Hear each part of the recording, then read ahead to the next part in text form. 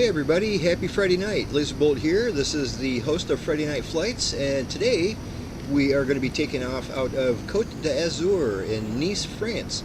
Great airport here. It's really nice along the coast, beautiful. We're going to be flying to Paris, and we're going to have a good old time. By the time we get to Paris, it ought to be halfway nighttime, and it should be fun. The whole gang is here. We're going to be taking off in probably 4 minutes or so. I think on this first leg we only need to go up to about 6,000 feet. That should be plenty. And we're going to take a slight left-hand turn, actually a dramatic left-hand turn out of here, and that will get us right on course. So sit back and enjoy the stream, grab yourself a drink or a snack, and happy Friday night. If anybody ever felt like joining us, it's real easy to do. The information for the flight is always in the YouTube stream, or in the description of the video, so you can grab the information there, or what we're flying and what we're flying to, and that'd be a good way to join us. Also, you can get the game on GamePass. That's a great way to get it for cheap, and we'd love to have you. So go ahead, like and subscribe, and grab all the stuff you need, and if you ever felt like joining us, please do. So yeah, we're taking off in about 3 minutes. So we were just talking about that new Dirty 30 that we're all pretty excited about. It's in the alpha stage right now, so it's got a long ways to go, but they just released a new update for it today. Bob, did you say you had a chance to actually try that, or you just installed it? I installed it, and I went into when I tried to load into it, my other liveries weren't there, so I had to go back into my old folder, drag them over, and everything worked okay. But I didn't get to fly it, so I don't know how it's going to be. I see. That must have been what Longhorn was meaning when he said there's a you got to uninstall everything and then put your liveries back in by hand. Yeah, there was a note there that says you have to uninstall the old one and then reinstall. And when I did that, my liveries weren't there, so I had to go and find my old folder and drag the liveries over. But Longhorn, you said there was another link to bring the liveries in? I thought it, because I just glanced at the email, and I thought the email said that the old liveries weren't compatible, so it did say you had to re-download the liveries. So maybe it just meant that when you reinstall it, it wipes them out, so you got to re-download them again, which is what you found. I haven't installed it or anything yet. Yeah, when I installed it, the liveries weren't there. They only had 2 airplanes, a long and a short version. So I still had the old liveries because it's 2 separate folders. So I had it on an external drive, so I just drug it back over, and when I went back and looked at it, they were all there. So I know that worked. It'd be nice if it was that I would easy. check the email they sent you just in case they did any updates to the liveries that maybe make them so they're not compatible, just so you don't have like weird things going on with it. Yeah, I'll double check it. Like I said, I didn't get to. I looked at it, and everything seemed to be okay, but I didn't fly it, so we'll see. So you're flying the Captain Sim one then, right? Tonight? Yeah, I'm flying the old 2020 version of the H model. Okay. Yeah, well, I don't know if you were here for the. They had an update to the Captain Sim model came out yesterday. It was $9.99 for the update, and it makes it 2024 compatible. It sounds like it adds all the stuff that the J model has, as far as you get to drop like parachutes and like cargo containers and stuff like that out of your plane now. And well, when I put it in, I had the same issue everybody else was having with the J model, where Lazerbolt looked like a bus to me. It had no wings, and right. That's why I didn't buy it, because it's the new version, and the J model is the same thing, and you have compatibility issues. Well, it was easy to switch, because I ended up just going in and disabling the 2024 version, and then enable the 2020 version, and now everybody looks normal to me. Well, everybody but Pacifier. Just a heads up, we're going to be taking off in about 30 seconds, guys. Heads up. 6,000 feet. Got it. Okay. I never look normal. That's fine. Yeah, you're like a orange and gray camouflage Boeing. I'll take it. Yep, I've got you in a, let's see here, like a yellow and orange and white, fancy looking jumbo. Like I said, it looks a bit like a A321. Anyway, gentlemen, it is 10 after the hour. Let's go ahead and get these birds up into the air. And like I said, we're taking a left-hand turn out of here, and that'll get us back on course. 6,000 feet's plenty. For anybody watching the stream, Pacifier is actually in a fighter jet, which looks wonderful alongside these C-130s. Unfortunately, the model matching has given me a weird model to match with. Lazerbolt is rolling. We're going to have to climb rather steeply. I mean, not too steep, but just make sure you climb up and over these hills, because we're going to have to go right over all the top of them. So don't waste any time. Start climbing right away.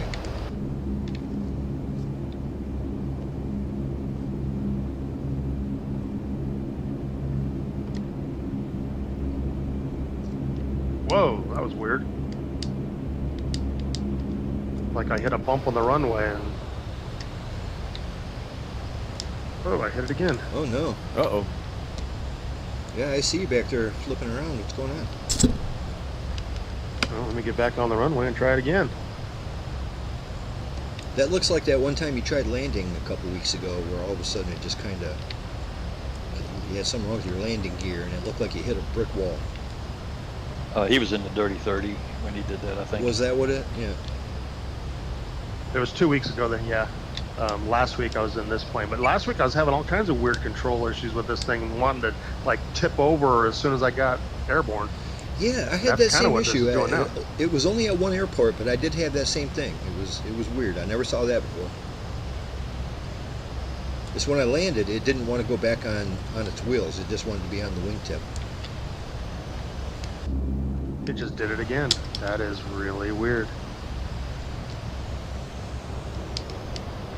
Beautiful city. What the?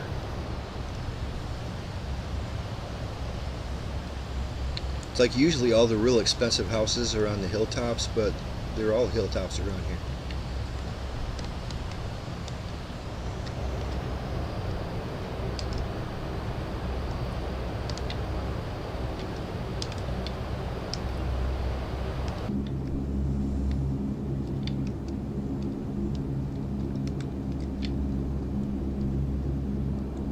Get some autopilot going on around here.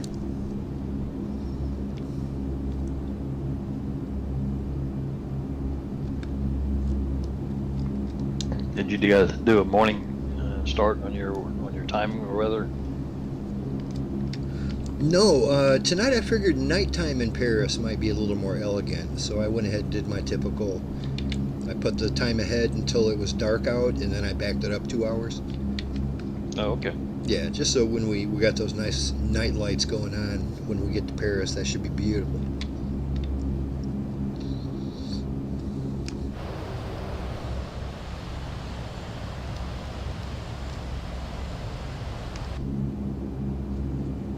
Alrighty, I reached that 6,000 in a hurry.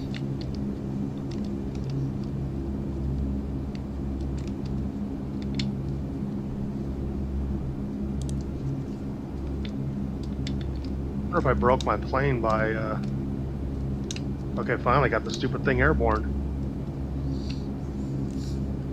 Well, hopefully it doesn't keep doing that the whole flight, every airport you go to. Yeah, as soon as I got up to about 100 knots, it's like I hit a rock or something, and the front end like shoots up in the air and then comes crashing back down to the ground, and then my plane like does like a 90-degree turn. Weird. Yeah, when I looked behind me, you were doing cartwheels back there.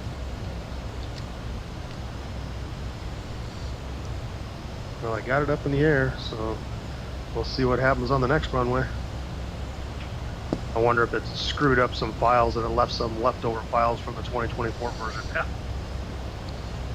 Are you using it on Steam, or did you get it straight from Microsoft? Steam. Yeah, okay. Because Steam is notorious for, like, when you uninstall something, it leaves little fragments all over the place. Well, but it's actually streamed. Both Right. aircraft were streamed though. That's true. And you So didn't really actually shouldn't. uninstall it. You just disabled it. Yeah, I just disabled it, and then when I enabled the 2020 version, it said stream. So Right. Well, you're really right. They might have overwritten something in the old file, and it's always going to be there. Well, you could see everybody properly at least, so that's one Yeah. thing. that's a victory. So I've been absolutely busting my ass these last 2 weeks building my new flight sim computer and making a video about it. And I finally published that sucker 2 days ago. So that's up and running. If you guys get a chance to check that out, please do. I put a lot of work into it. And I watched it. pretty happy with it. Turned out all right. I did. I watched it also. All right. Hey, thanks, guys. Always appreciate it. Yeah, I'm pretty happy with the new system. It's running smooth as silk, man, like a top. As long as I don't turn on that XMP setting, everything's fine.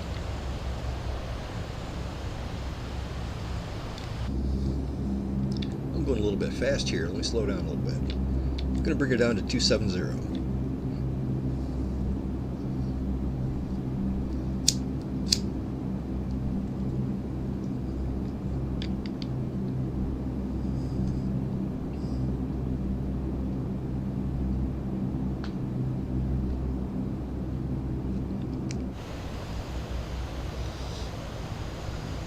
So what's the setting on the autopilot to track the nav? The gyro pilot or AFF? It's range localizer. Oh, okay. So I was wrong on both counts. Yeah, the range localizer is for following the pink line, and then AFF is for the ILS landings. You know, it all makes sense. Range localizer, follow the pink line, sure, whatever. Well, I would think it that does make sense. localizer would. Well, to me, localizer means it would follow the ILS. Right, but I'm guessing it would be out on the range localizer. I mean, I suppose having it follow your GPS is some kind of a localizer. It's pointing you in the right direction anyway. It's just overcomplicated military talk, that's all.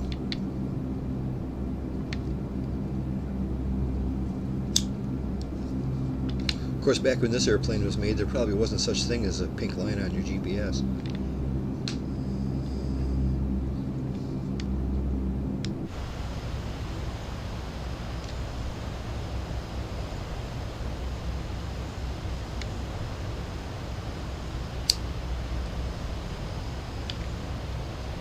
Well, the weather doesn't look like it's supposed to be too nice around here for the next week, but that's not going to stop me. I'm getting ready to head north tomorrow in my RV, going to go up to the Upper Peninsula of Michigan and chill out there for a while. Should be a good time. Should be pretty nice up there, I'm sure.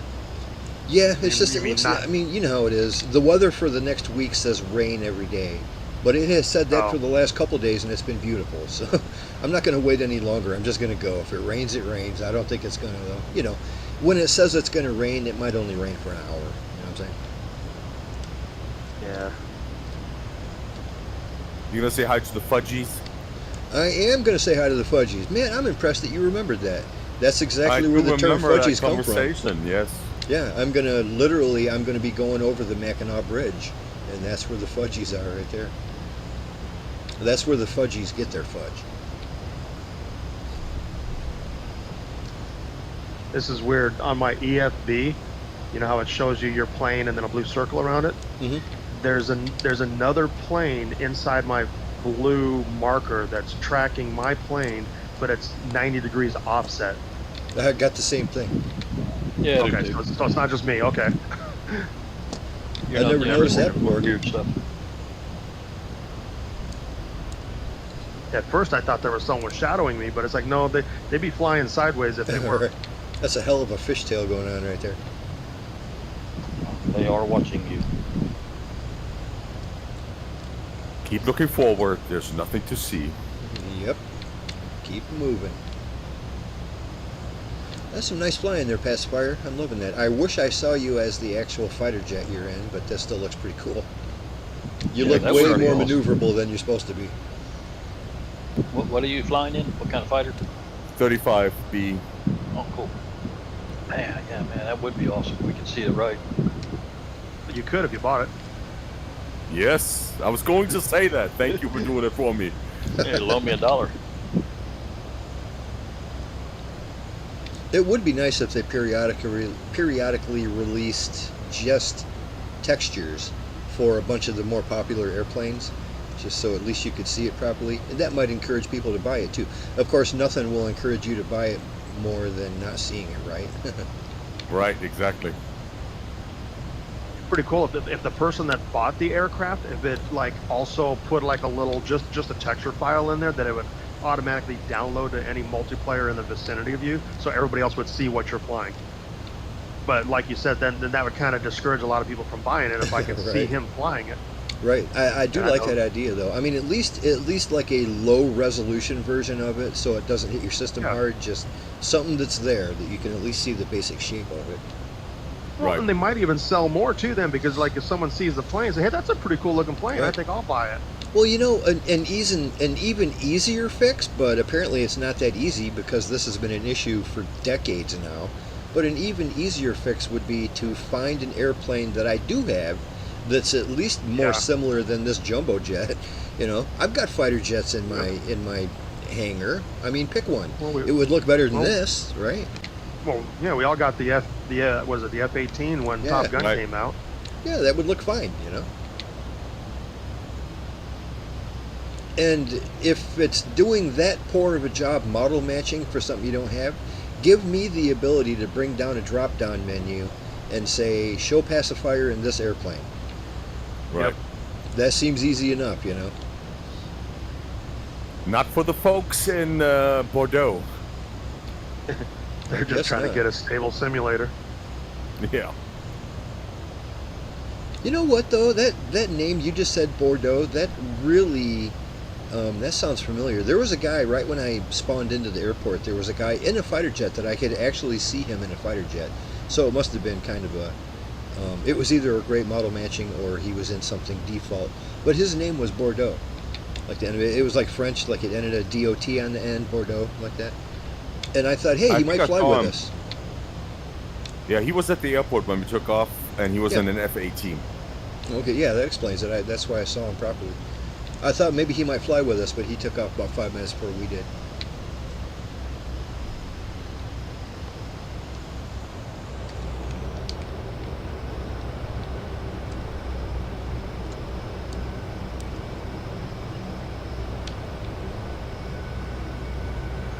Nice maneuver.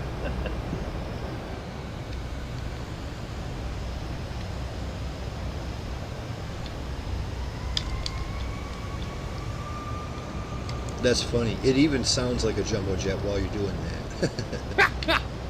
I've got jumbo sounds. Yeah, that was pretty cool.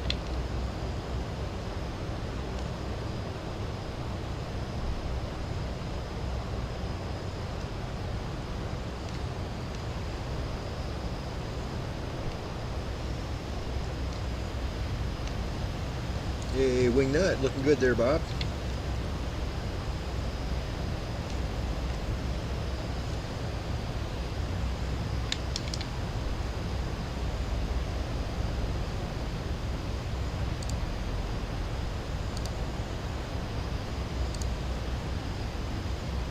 Alrighty, our first stop is going to be Lima Foxtrot Mike Tango at Montpellier. Let's see where we're going to be.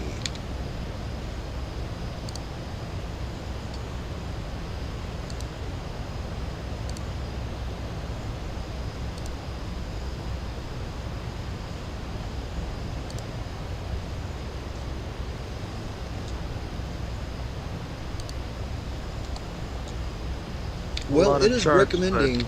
Oh, sorry, bud. I was going to say, there's a lot of charts, but they're all RNAVs and SIDs, no ILS, it looks like. Once again, we got weird info because for me it says it's recommending Oh. runway 30 right, but runway 30 left, or I mean it's recommended 30 left, but 30 right has an ILS. So Yeah, I see that. Yeah, why don't we count on that? We'll do runway Oh, shoot. 30 right. Oops. So Okay, that I should didn't be. mean to overrun you. It's pretty close to straight in, 30 right that is. So let's go ahead and do that. When we get to Montpellier, 30 right, we got 8,500 feet of asphalt. That's huge. The ILS frequency is 108.55. 108.55 with a magnetic heading of 302 degrees. So count on that. It's also at an elevation of 10 feet. It's right on the Mediterranean.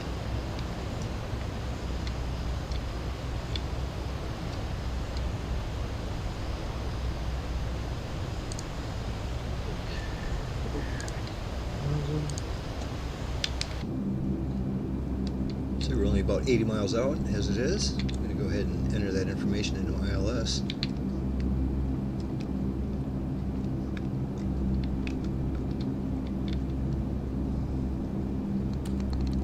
We got 108.55 I it think I'm going was. to download all the charts I'm going to need now while I still have access to them. 108.5. That halfway between. There we go. That's got to be 55, right? Charts.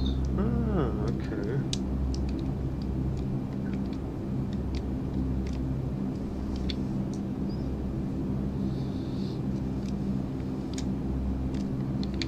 Yeah, it should be nice. I'm looking forward to taking a little trip up to the UP, as we call it, the Upper Peninsula. Going to a little place called Tequamanon Falls. It's beautiful up there. That is, if I can even get a camping spot. It's one of those places where they don't take reservations. You just kind of got to go there and hope they got one. It's going to be Saturday, so I'm not sure if they're going to have an open spot. Oh, that's going to be tough. I'd go up on Sunday. Well, I might end up spending the night in a Walmart parking lot and then trying again the next day. I don't mind doing that. Walmart parking lots are usually pretty nice. Yeah, that's what we're doing the week before Labor Day. We're gonna take off on Sunday, the weekend before, and then stay till Sunday of Labor Day weekend and come home. Nice. Where are you going? Right now it's looking like this campground called West Point. It's right on the ocean, right on the Pacific Ocean. Which state? California. Nice.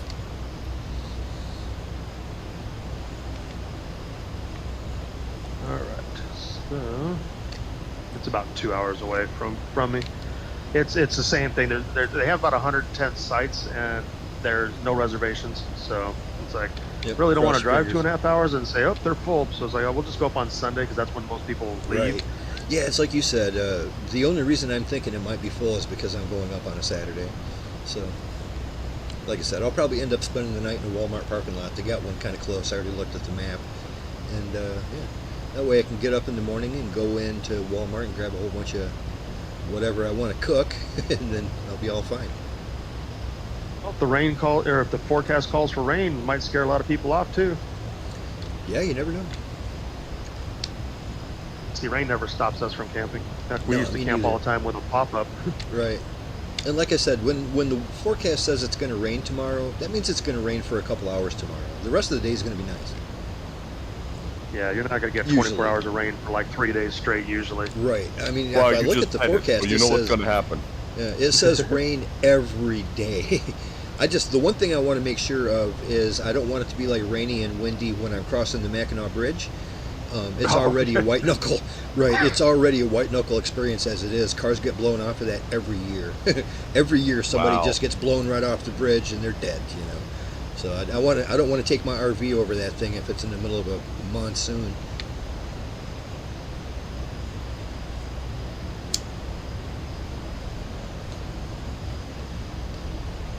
That being said, it's an awesome bridge. We fly there all the time.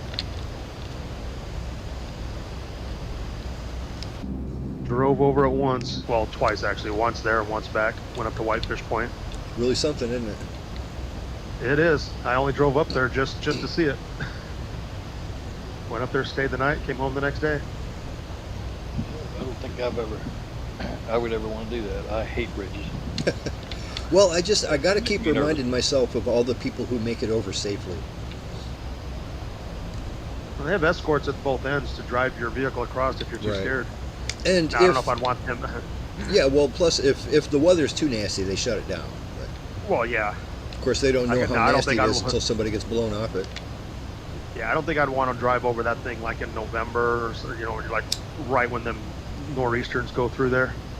That might be a little hair raising. Is this going over the Great Lakes, or is this going over a river, or what? Yeah, it's the bridge that connects the top of the Mitten in Michigan, the Mitten part. It connects the Mitten to the Upper Peninsula. And so I guess technically it's crossing Lake Michigan. Might even be Lake Huron at that point, but I think it's crossing Lake Michigan, the very upper tip of it. And it's a big, long bridge, I tell you that, and it's windy up there. How high above the water is it? Gosh, probably like 100 feet, isn't it? It's pretty high. I think it's like 100. It's pretty high. Yeah, the bridge is like 5 or 6 miles. is like much of it is like it's not like a paved road, it's like a grading. Yeah. So the wind will just pick you right up. Nope, won't be crossing that bridge. Yeah.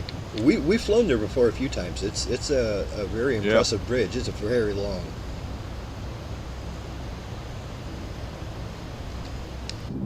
You know, it's not the same thing, but I drove over the Chesapeake Bay Bridge a couple times, and it's not tall. It's not a suspension bridge like yours, but you're out there in the water, and it's like 10 miles long. I know more than that, almost 20, I think.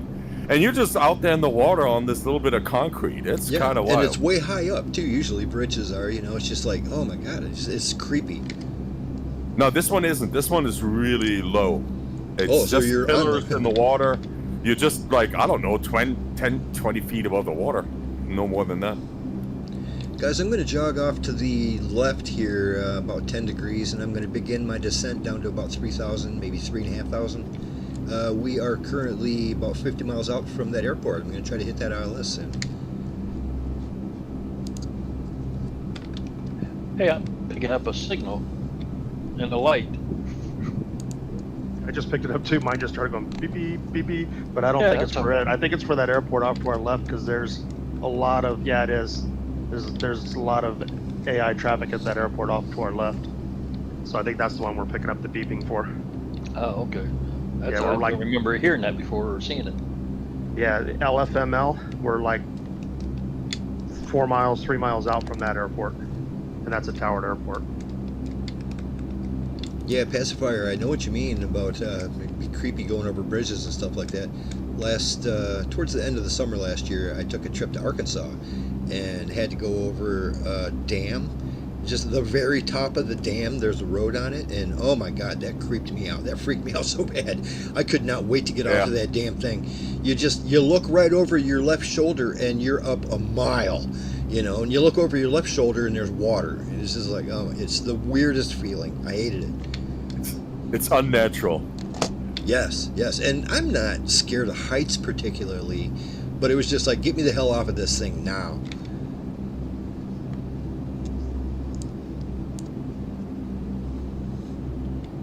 All right, we should be picking up that ILS feather when we're about 35 or 36 miles out.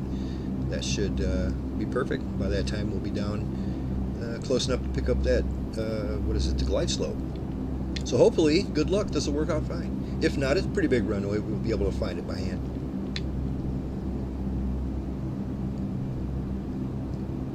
Hey, Laser, talking about 130s, you know, the MH60 just came out a couple weeks ago by Miltech. Really? And that really made like the whole Coast Guard experience complete. You know, you got a Coast Guard MH60, and you can have a Coast Guard if you have the livery. 130. Because I used to live close to a Coast Guard, so, you know, it's kind of like a thing. Those, that orange and white. Yeah. I always love the livery. I think it's obviously you can really notice it. That's what it's for. But it's really a cool livery. On whether it's the 130 or the helicopters, it looks good. Yeah, I always liked the one for the C-130 they had in the old Captain Sim package for FSX. They had a orange and white C-130 that was on floats. I'd never seen one of those before. It was crazy. It looked really cool. And I like a good float plane. It was super hard to take off, though. Yes, It was really hard to get going fast enough to lift that bird out of there.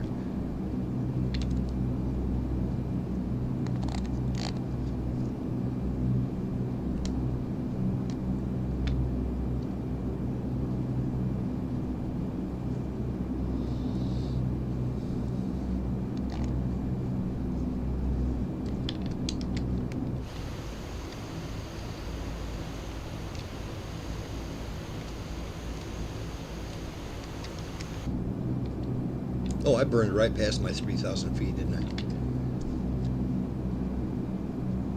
Definitely aimed at 3,000. Yes.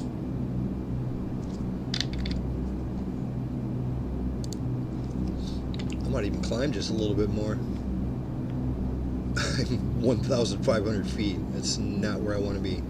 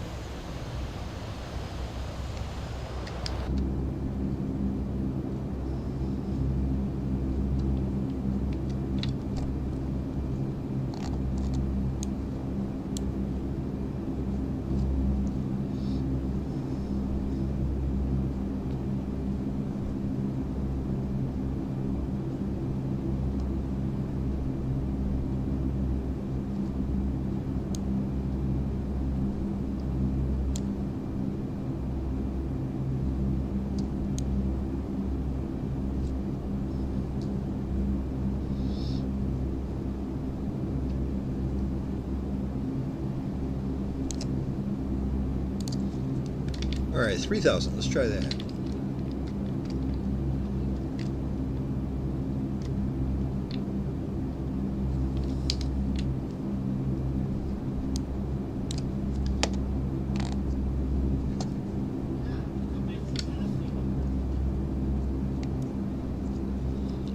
Remember that ILS feather is at a heading of 304 degrees magnetic.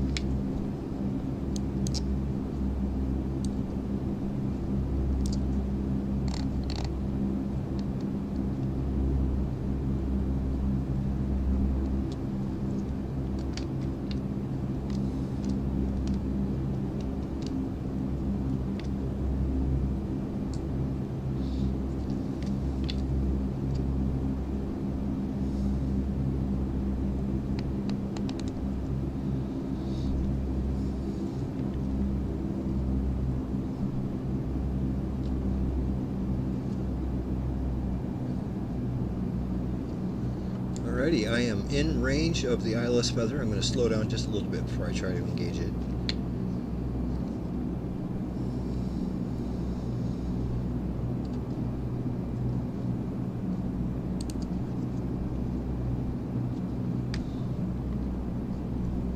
ILS feather engaged, and we're coming in. 25 miles from runway 30, what do we call it, 30 right? Yeah. And then you said 302 for the magnetic before. Yeah, I think I said 304. Is it 302? Either way, it's close. It'll get you there. Yeah, you are right. It is 302. So I'll go ahead and fix that.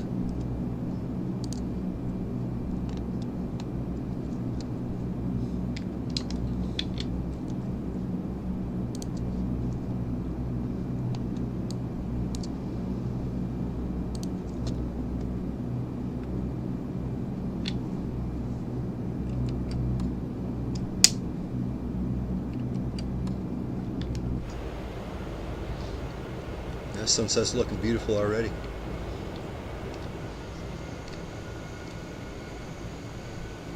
Yeah, looks cool.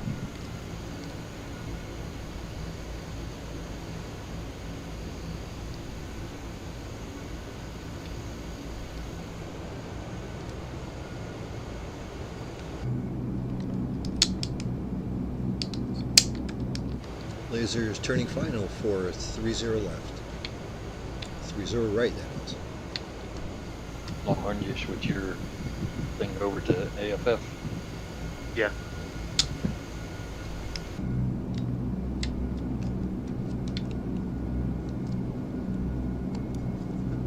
Thanks for that.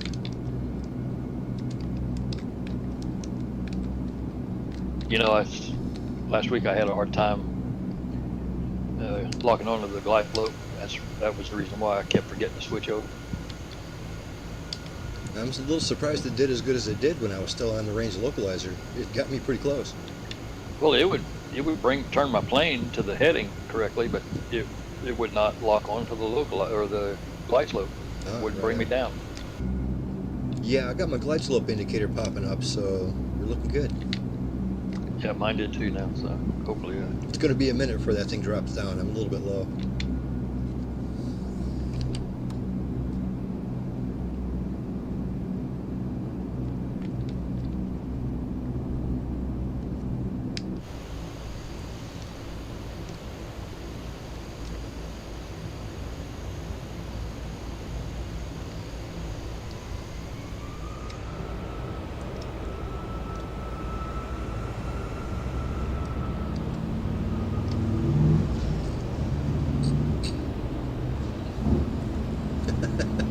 It is so unnatural seeing that jumbo doing those fighter jet maneuvers. I know. I turned around just in time to see that. Man, you made me dizzy.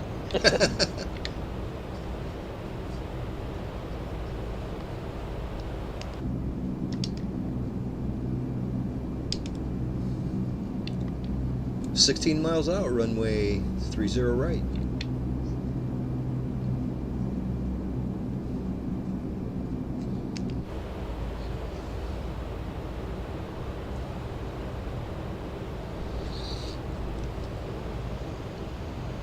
Yeah, this area looks like it probably gets a little bit of flooding during the right time of year, or in the spring. I bet you a lot of this is underwater. Half of it's underwater right now.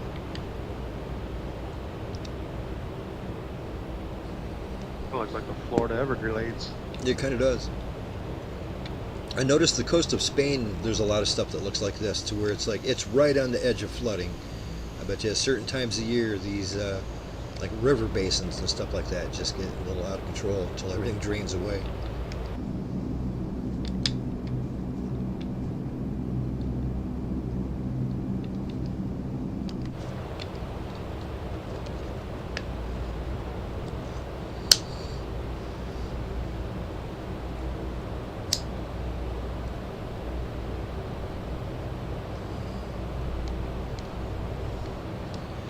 Yeah, Longhorn, that's one thing I haven't tried on my new PC yet, is flying the sim in VR.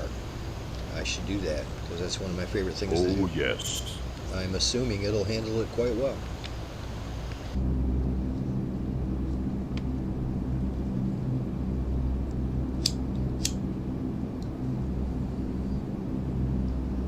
On the glide slope, it's bringing me down. Right on. My glide slope is dropping, buddy. I think I'll be right behind you.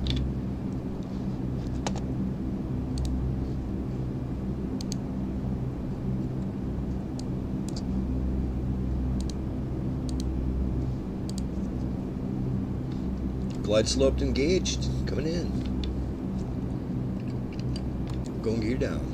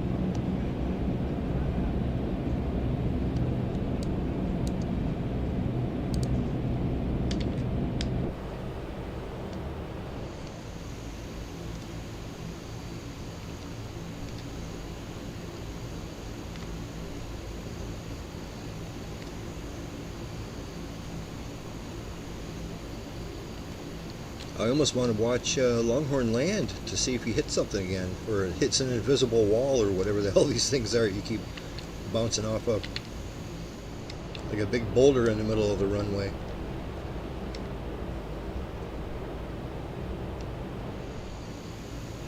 You didn't have any issues flying the leg? No, flying was fine.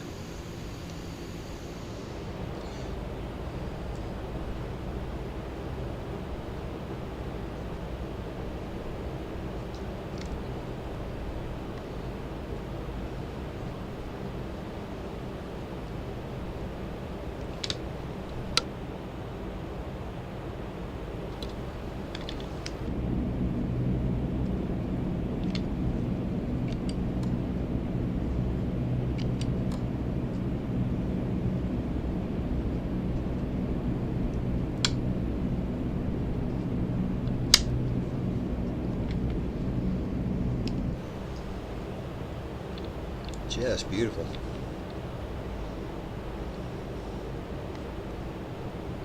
Two red lights, two white lights, just like we want. Hey, I see just in time for this first landing, we're getting our buddy Cote joining us here in Discord. How's it going, my man? Good, yourself? How's everybody doing? Yeah, good. Happy Friday. Happy Friday to you. Just sort of logged in. Right on. Nice to see you, man.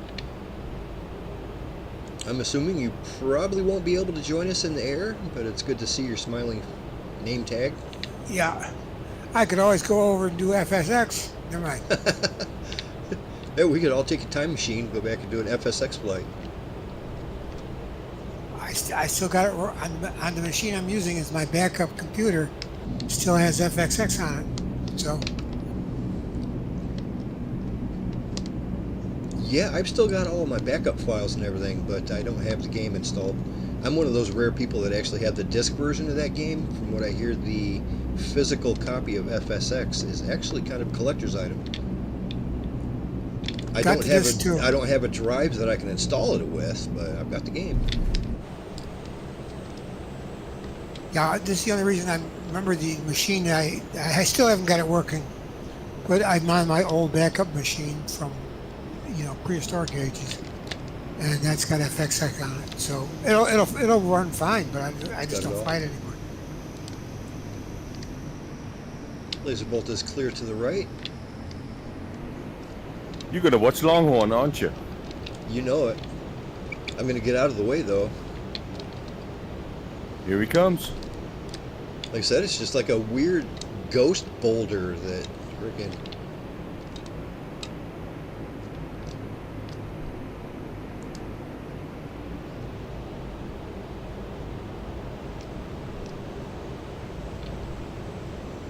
There it goes. Oh, Yep. like that. There it That goes. is so weird. What is causing that? I wonder if I damaged my landing gear. You know what though? This is two different aircraft that did that same thing though. I mean, I feel like it did that on the Dirty 30, and now it's doing it on the C-130. Well, no, but when I came into this, when I was trying to get pictures of your plane, I was moving around and I tipped my plane over. Oh, yeah, you might have So I damaged wonder if I your damaged gear. my. I mean, it looks okay from the outside, but Yeah, it was pretty much as soon as your gear touched down, did cartwheel. yep.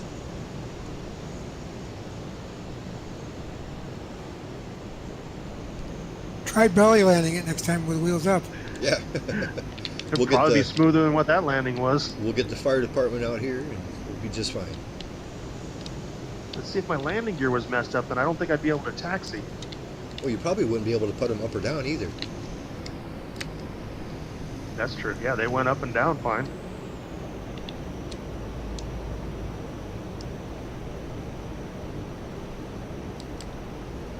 I'm wondering if it's my nose wheel. Maybe it's like cocked to the left or right or something.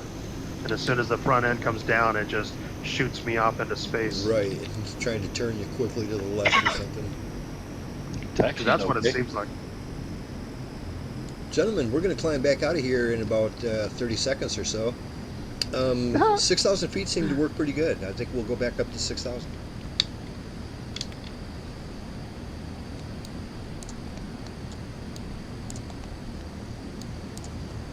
Although we are going over some mountainous area, I don't think the little nav map said it was more than 5.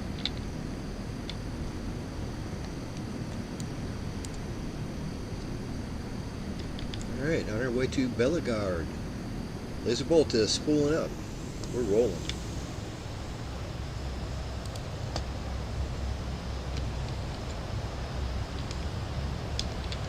We're pretty much already on course. A little bit of a left will get us right on the pink line.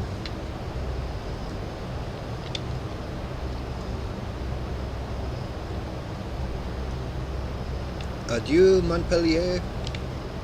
I feel like I barely knew you.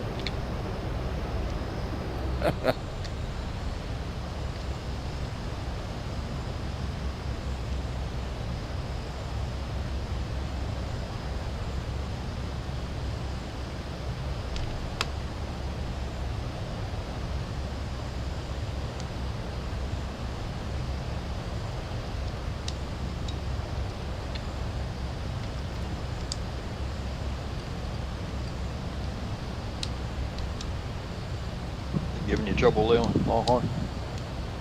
No, I just kept full elevators face down until I got to takeoff speed, and they seemed to take off just fine. I mean, it was wobbling a little bit. The wings were trying to like hit the ground again, but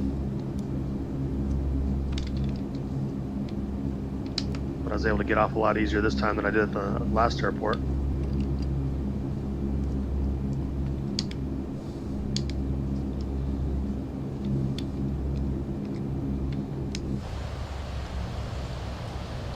What altitude you say he was looking for, Laser?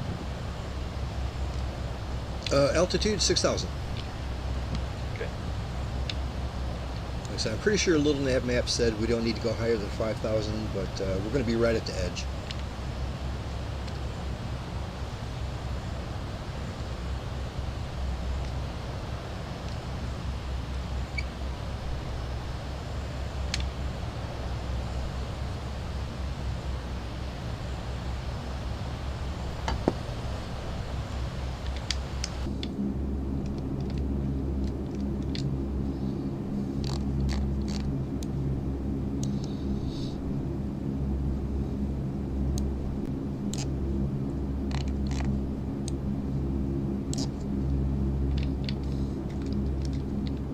Yeah, right now around here, weather-wise, it's not particularly hot. I think it's only like maybe 82 or something. That's not nothing to complain about.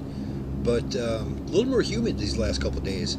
Like I said, they've been complaining about rain like all week, and it's not really raining, but it is pretty humid. And man, that makes a big difference. It feels like it's pretty warm.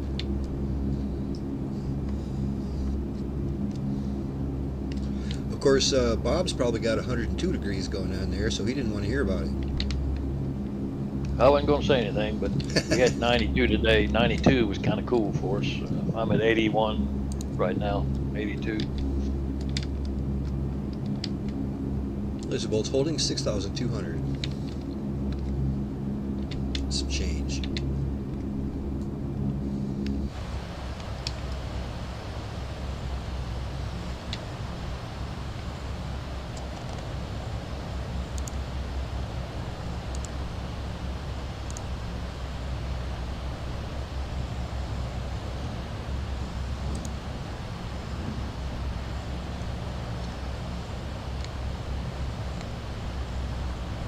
This is weird. Coming up at this Bellegarde airport that we're heading towards at Lima Foxtrot, Bill Lima. It's got a runway 21 and a runway 21 left. Not a 21 right and a 21 left, just a runway 21 and a 21 left. That is very odd. Anyway, we're going to shoot for the one that's labeled runway 21. Runway 21 has an ILS frequency. I'm pretty excited about that. We also have 8,000 feet of asphalt, so that's pretty big. We don't need to worry about it. Got a bit of elevation though. It's up in the mountains. We've got 1,300 feet of elevation going on here in Bellegarde. So just count on that. When we get to Bellegarde, we're going to be landing runway 21 with an ILS frequency of 110.1. 110.1. Some people would call that 0.1 because the ILS frequencies only go within a certain range. So 110.1. It's going to be at a magnetic heading of 212 degrees. So count on 212 degrees for runway 21.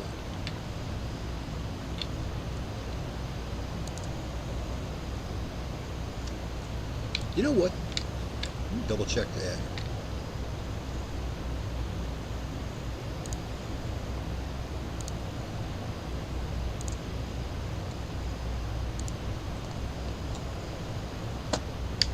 That's weird. Yeah, we're going to stick with runway 21.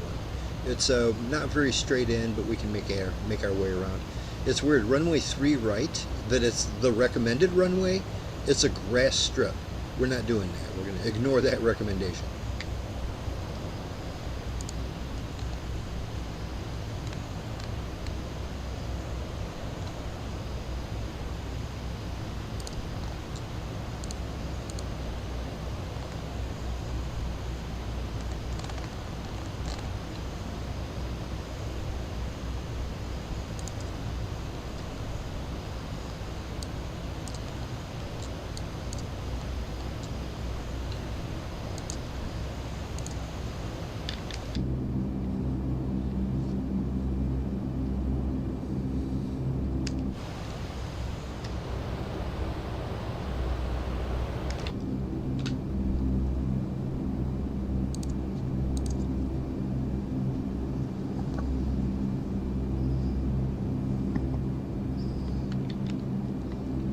Looks like our buddy Page Turner's there. We're not. Decided to say hello to everybody. Hey, Brennan, how you doing? Happy Friday.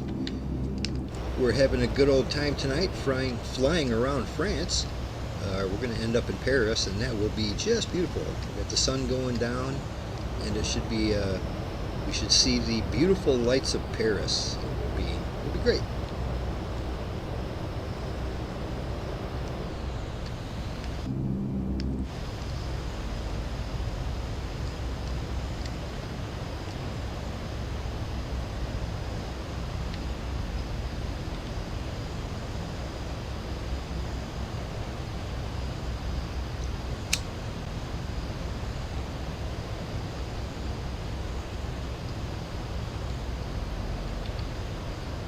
Yeah, Longhorn, remember about, I don't know, a couple weeks ago I was talking about I need to just take my RV into some place that can give it a good once over. I'm getting ready to take a trip and give it an oil change and just look it over. And, I've been looking for a place to do it and really stressing about it because all the RV dealers around here are generally known to be crooks.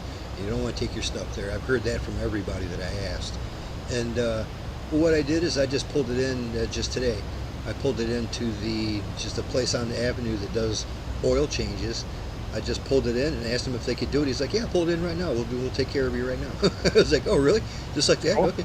So I pulled it into the bay. They had to open the doors up extra wide because it's tall. But they got me in there, and the guy did all the oil change, checked all the fluids, tire pressure, everything. Just did the full once over. And it was only like $80. I was shocked.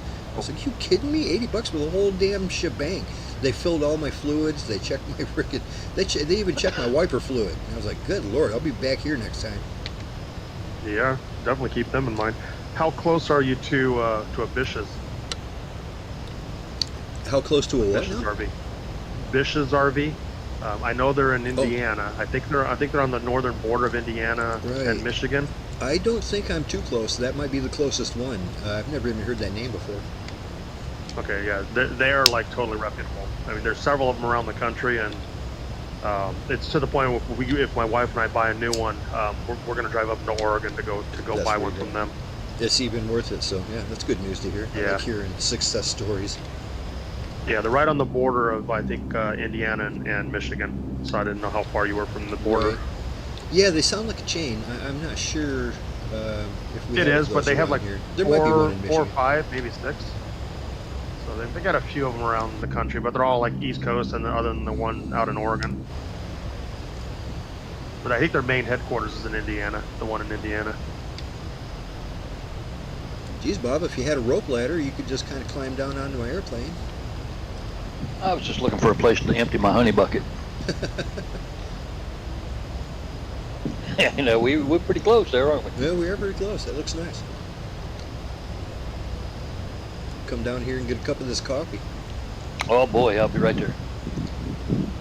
I don't know how I'll get back up from my plane though. Get it while it's hot, because we get to that next airport, I'm going to trade it in for a cocktail. It's Friday.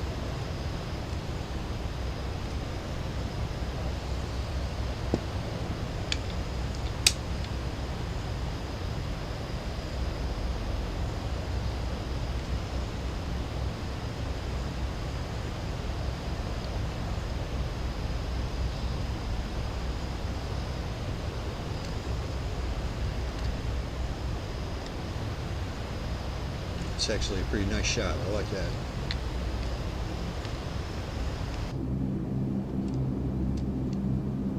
So on the world map, it looked like they started turning the lights on in Paris around 9 o'clock at night. So I set it to land between 8:30 and 9. Nice. Yeah, that'll look good.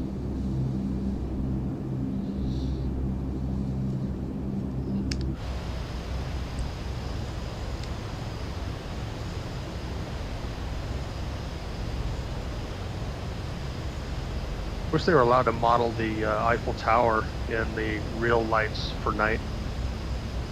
What do you mean, allowed? Apparently, they've got some real strict copyright type thing on the light system for the night lights, and you are not allowed to publish them. You're not even allowed to take a picture of them and post them on Facebook. Really? So, yeah, the only way you'll ever see them is if you see them in person. Really? That's weird. I mean, I So do know that, like, Microsoft- when they made the Eiffel Tower, it was for one of these world fairs, and it was the world fair to where, like, electricity was just becoming a big thing and electric lights. So that might have something to do with it. It was one of the first attractions that was just lit like a candle, you know? Yeah, Microsoft It was- just lights it up with white lights, whereas I guess they has like colored lights in real life. That's like really elaborate and pretty. I didn't know that was a thing. Okay. I'm not shocked, but I didn't know that was a thing. And it Good might have luck something to do with the enforcing fact that, well, they seem to do a pretty good job because I can't find any lights of what it looks like at night. Just hearsay from what people say what it looked like. Well, especially that keeps, like, people who are officially trying to make some scenery from using it. Well, that's what it's Right. done. Well, and Asobo being a French company too, they're not about to screw with that. You know, the Eiffel Tower was supposed to be temporary, just for that World Fair, and then Yeah. it was supposed to be dismantled. Yeah, crazy, right? It was so popular, they were like, you know what? That's why it's kind of in rough shape. I don't know how it is nowadays, but it went through a period where it was rusting out and it was ready to fall over, just because, like Pacifier said, it was supposed to be temporary, but here it is still after decades. It's still there. They have a mini version of it in Las Vegas. Yeah, Yep. it's probably more about a sturdy. third the height. Probably, and of course it's lit up with white lights instead of the colored lights. But it looks just like the Eiffel Tower, but only probably like a third the real height. Yeah, one strange thing I heard one time too that's kind of hard to believe is that apparently if you take an invisible cone, or more like a tube, and put it around the Eiffel Tower all the way up to the top of it, the air inside of that tube would weigh more than the Eiffel Tower does. That's what I heard. Sounds a little weird. That's what I thought, but I even double checked and I was like, huh, okay.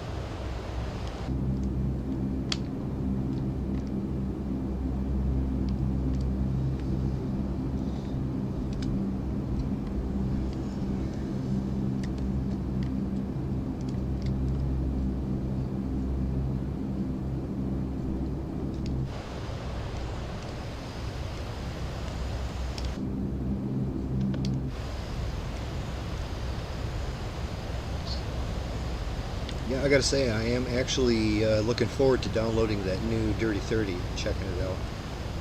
I just got the email right before tonight's flight, and I didn't even have a chance to pop it in. But I love that airplane, and I'd like to see what changes they made. It's been a while since the last update, so it might be significant. I hope it's doing better.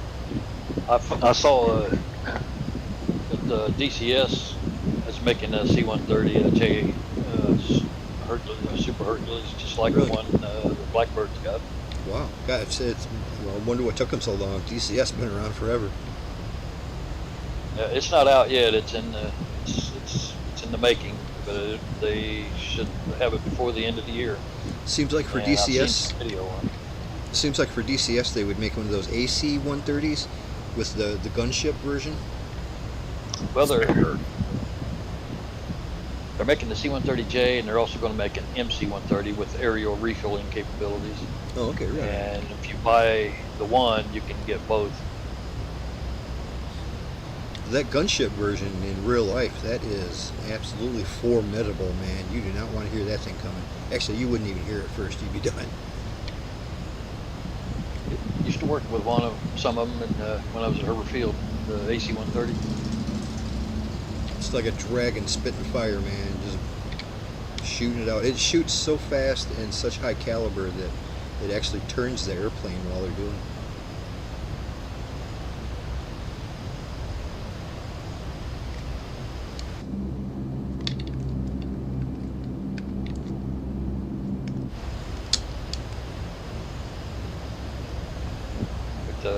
The video they put on, the guys that they put it on YouTube, it looks like it's going to be a really well done.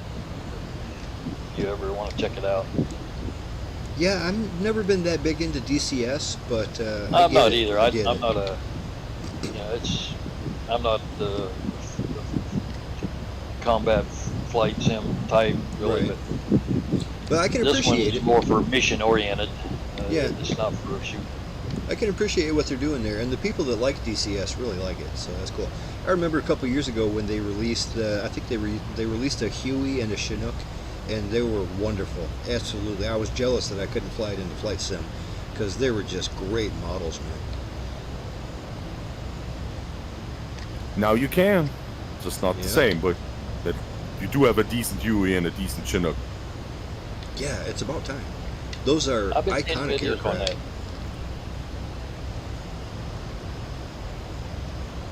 Those were the exact two that my dad flew in Vietnam way back in the day, Hueys and Chinooks, and then he went on to become an instructor.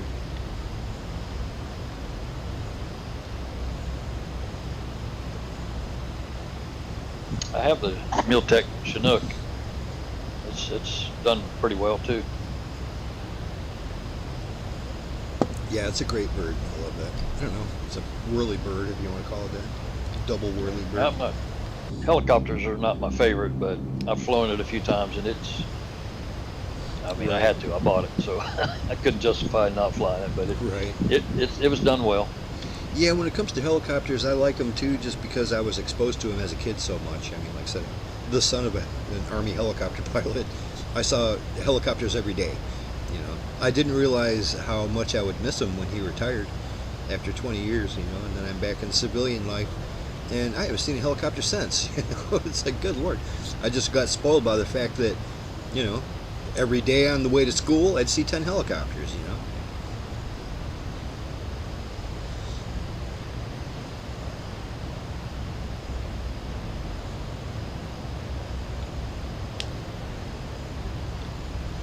Yeah, my dad was one of the only people to ever land a Chinook on the water. He's actually told this story to other people, and they didn't believe him. They said, you can't do that. It's never been a thing. But it's like, well, he was one of the guys that tested to see if it could be done, and it can't. The problem was they welded the bottom of the C-130 really well and water tightened it, so it was just like a canoe. There was no water coming in, but there was no way to land it on the water without wrecking your communications array, and there's no place else on the helicopter to put it except on the bottom. So they decided that, okay, that's not going to be a tactic that we use. That tactic is not going in the book, because no matter how they tried, they were unable to land on the water without destroying their communications.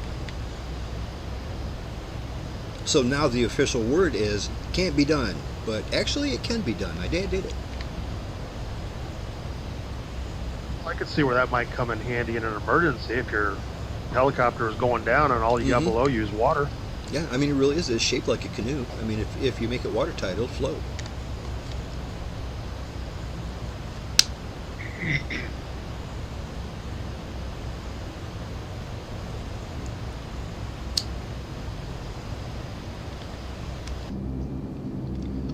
So we are 88 miles away from our next destination. That is going to be our penultimate stop for the evening. We're going to take a 10-minute break, give you a chance to use the restroom or grab a snack or grab a cocktail and do what you need to do. And after 10 minutes, we're right back up in the road taking care of this Paris flight. By then, we really should have some nighttime colors going on. And looking forward to Paris with all the lights going on, even if the Eiffel Tower is going to be a janky version of it. It'll still look nice, but it won't be accurate.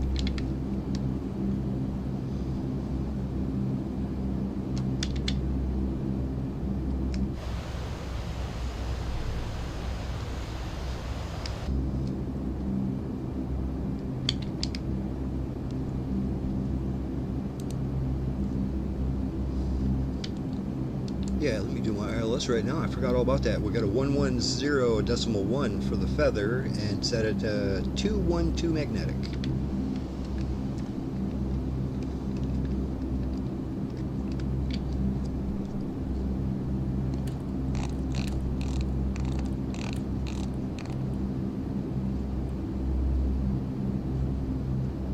.1.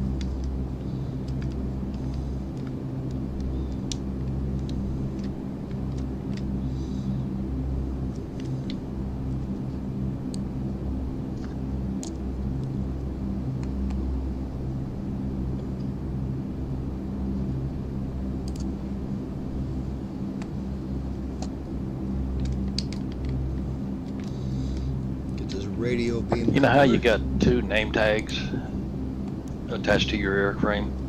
Who? All of us. All of us. Oh, all of us. Yeah, it's been doing I just that watched for... your name tag fly past me, behind me, and it looked like you jumped out of your plane. It was just the just name left tag. your airplane. Yeah, it's just a name tag. The top name tag just took off and left. Yeah, it's weird how it started doing that on the last update, where everybody's just got like 2 copies of their name.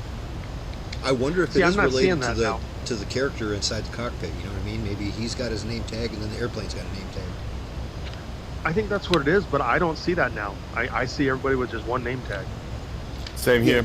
Yeah, me too. Actually, now that I'm looking at it, I do only see one name tag. But for the last couple of weeks It or hurt months, I've been seeing two. Yeah, there's a few weeks that you'd see like Lazerbolt twice, and I'm sure one was attached to your character, one was attached to your plane.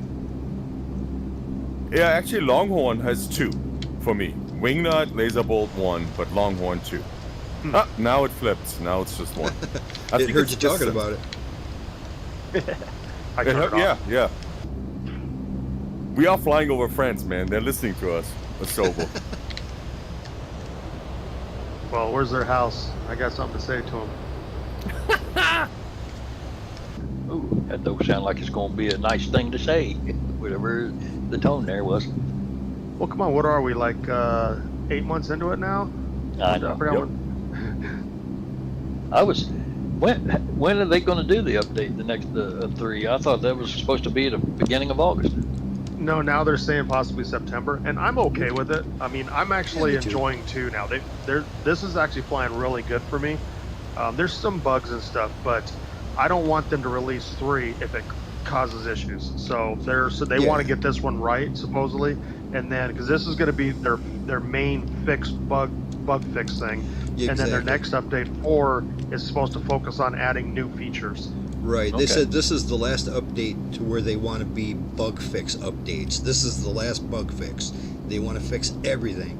So from now on, it's going to be predominantly content, which that makes sense. I mean, I'm glad they're doing it right. I wish it was out already, but yeah, if it ain't ready, just hang on to it. Yeah, but then you have things like the headphone simulation has a keybind, right? That has never worked. It's just a keybind that doesn't work. The simulation works. If you do it in the menu, it works. But the keybind doesn't work. It hasn't worked ever in 2020. And then when they did 24, they simply copied the bug over with the code base. They just transferred, and they still Right. haven't fixed that. So every time they go like, "Oh yeah, this is we're fixing bugs," I'm just thinking, guys, you can't even fix something as simple as this that's Right. been around since 2020. It is weird how all through all of the flight simulators, some of the most persistent bugs seem to be something real simple, but they just don't fix it. Yeah. You know, I mean, how hard could that be to fix? Like a name tag issue or something, or just the littlest Right. thing to where it seems like it would be hard to fix, but it just keeps going unattended. Alrighty, we're about 62 miles out here. We are going to have to turn quite dramatically to get to this runway 21. So usually we go rather straight into our airports, not this one. We're going to have to take a right-hand turn. I think we're pretty safe. We're kind of out of the mountains right now. So in about, I don't know, when I get to about 50 miles, I'm going to take a right-hand turn. And we don't need to descend much. I think we can go down to 5,000 and still hit that glide slope. So I'm going to turn right here and drop her down to 5,000. Not quite yet.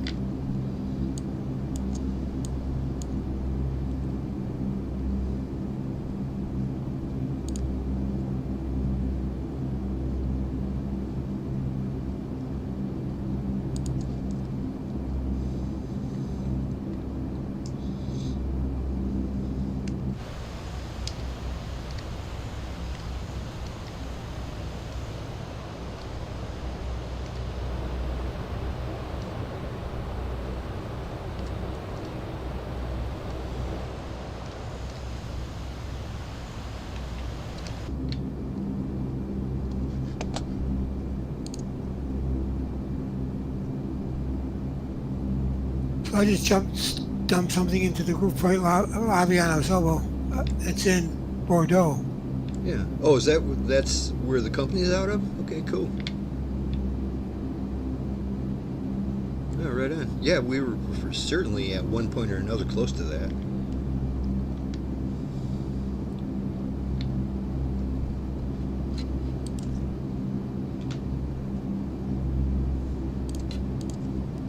$295 employees. Right on, putting them people to work.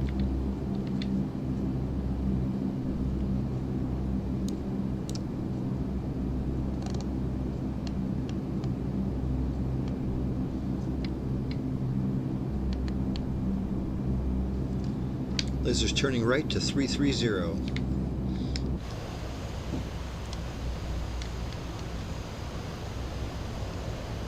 Like I said, we only need to drop it down to about 5,000 feet to still catch that glide slope. Looks like that ground is awful close.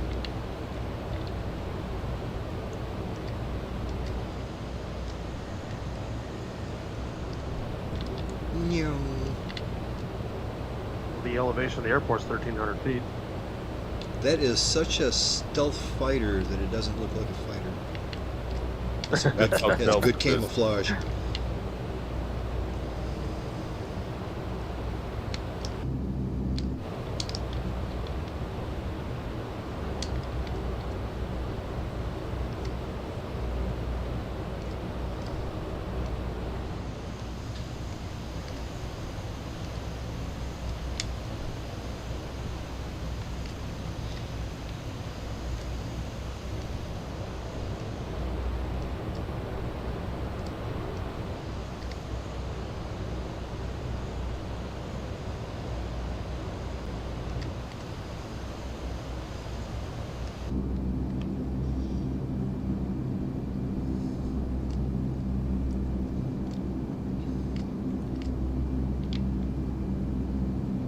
Turn a few more degrees to the right here, make sure that I'm at a decent distance when we encounter that glide slope, or not just the glide slope, but the feather itself.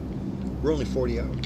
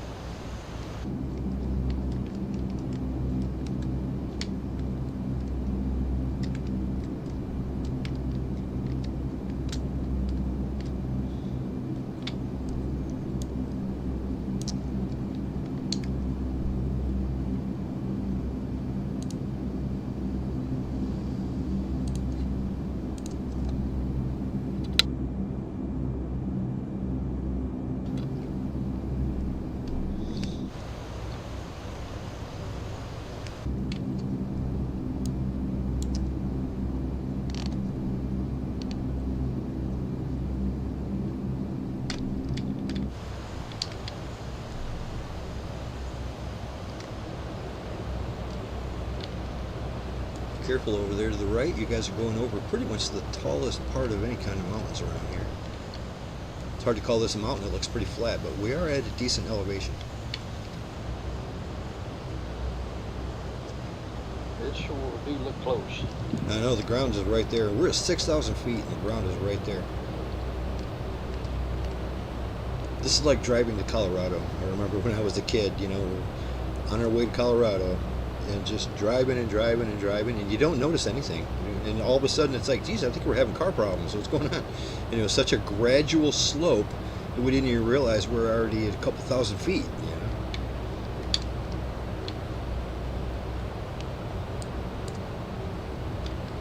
That's kind of the way it was driving across Wyoming. It was like you didn't realize it. It was flat. I mean, granted, I drove through there at night, and it seemed like just driving flat, but there's like no power whatsoever. It turns out it's like at 7,000 foot elevation.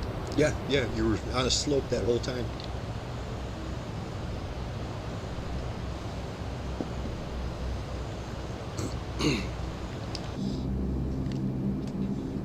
Alrighty, 34 miles out. We should be seeing signs of that ILS weather here right shortly.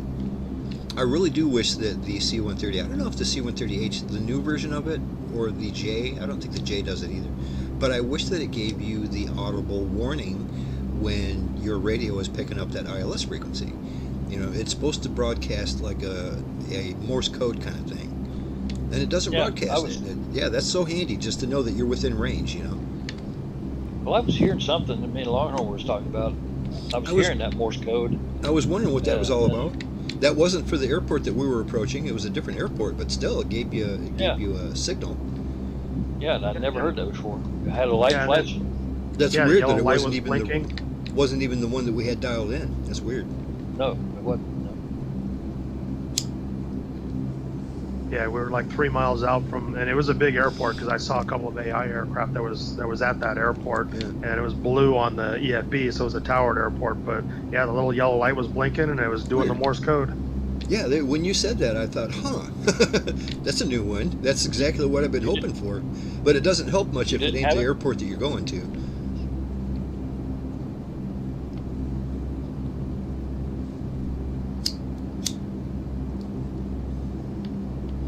Alrighty, we're at 29 miles. We should be picking up that feather within the next 5.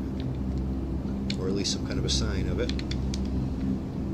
We're not anywhere as near lined up with that runway, so I might turn a little bit more to the right a little bit now so we can really get out a ways. We came out about 20 miles out. Figured 20 miles would be good to make my left turn back to the airport. Yep.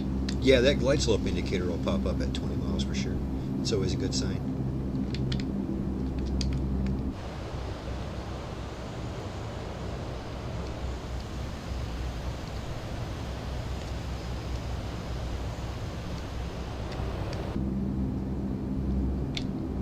Yep, my instruments just picked up the feather. I could see him spinning around.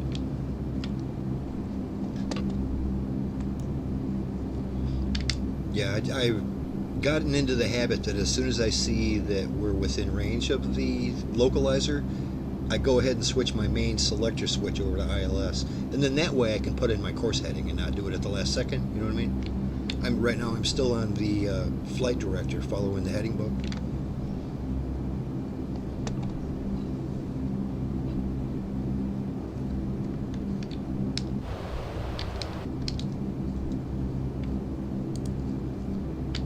Reminder that is a heading for that ILS feather of 212 degrees magnetic. 212.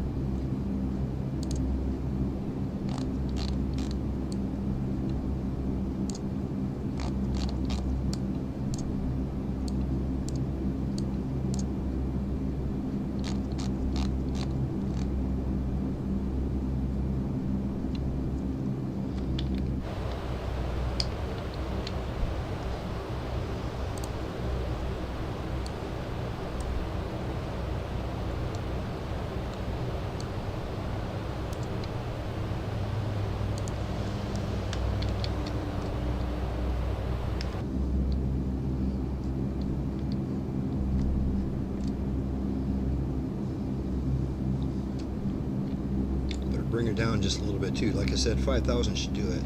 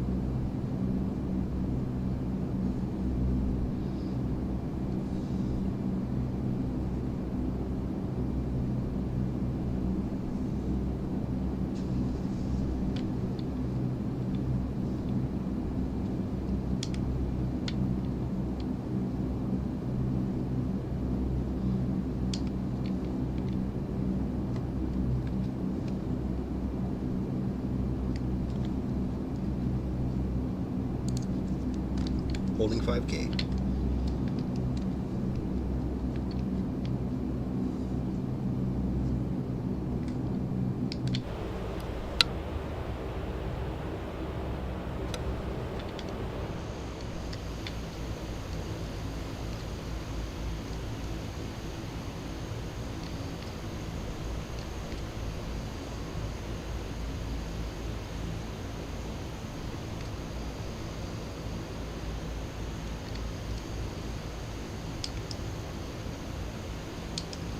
We're getting awful close. I'm going to go ahead and start turning a little bit. This isn't going to be a final turn, but I'm going to turn base leg for runway 20.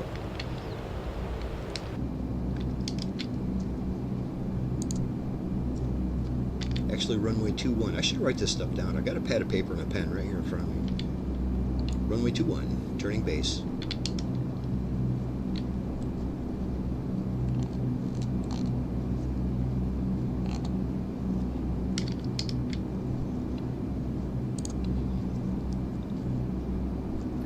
Guys are going to have to hop off, but thank you for letting me chill with you for a bit.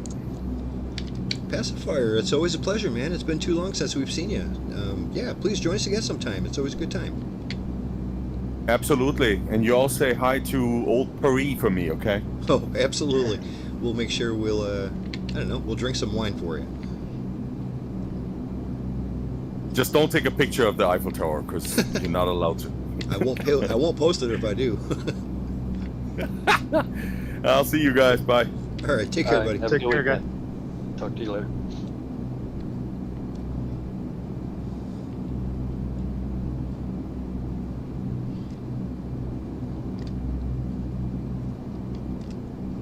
All right, just picked that up. 27 miles out.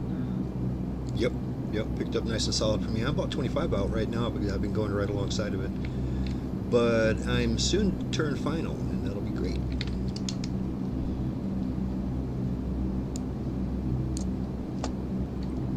So I remember Pacifier was with us when we were flying around the Alps one time, and I believe that's where he either lives now or he grew up there.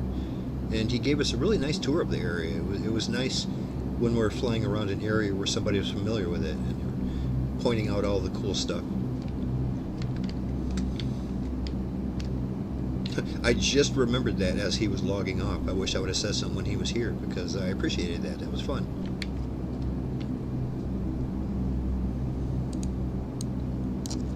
Alrighty, I think I'm close enough. I'm going to go ahead and engage the ILS feather here, and fingers crossed everything should work just fine. Make sure I'm on AFF. Oh yeah, we're good to go.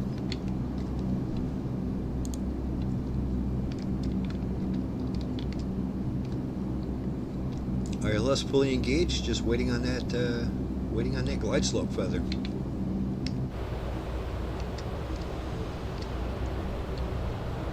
Yeah, this last leg here might be a little bit dark, and that's cool. We don't fly much in the dark. It's gonna be neat. We've got all the instruments we need to get on the ground anyway. When we get to Paris, no, we're not landing at Charles de Gaulle Airport, the big famous large-ass international airport. We're going to be landing at a smaller one, just because. Our flight plan will take us directly to the Tower of Pisa, but of course the entire city is beautiful. We're going to check it all out. Probably on the way to the tower, we'll see a lot of cool stuff. And then we will be lined right up for that runway. But that's neither here nor there. We still need to get to this airport.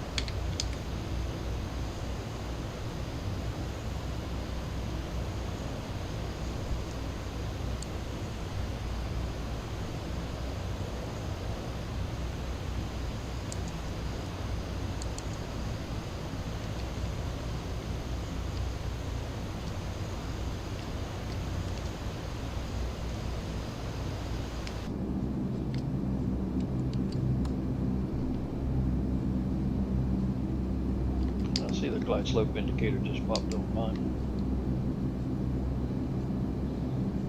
Yeah, I like it when that indicator's indicating. That's always a good sign. It means you're locked on.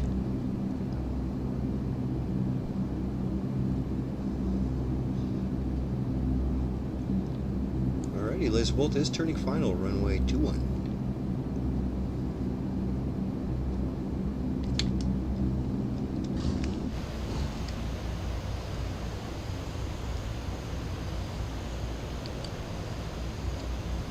Start slowing down a little bit.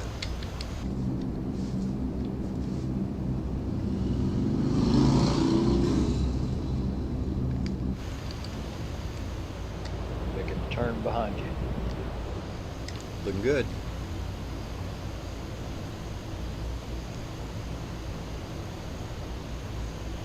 My final approach speed is going to be in the neighborhood of 110 to 120, just so you know.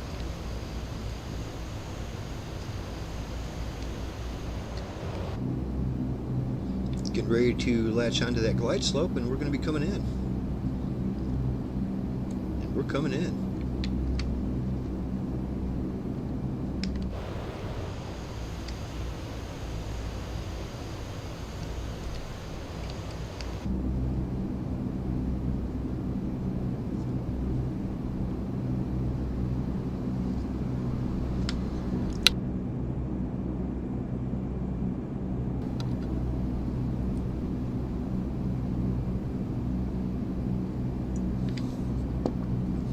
Is it a full moon tonight or something? Feels like we're getting close to a full moon. I thought it was last week, Oh, was it? but I can't say for sure though.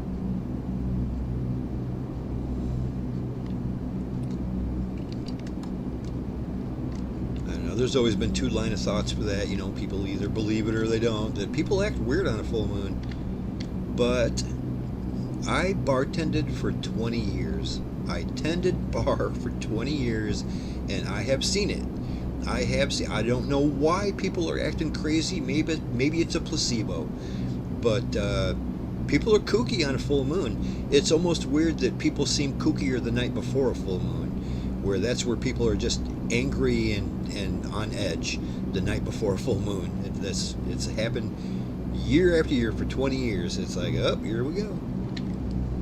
It's not always true, but it is so often.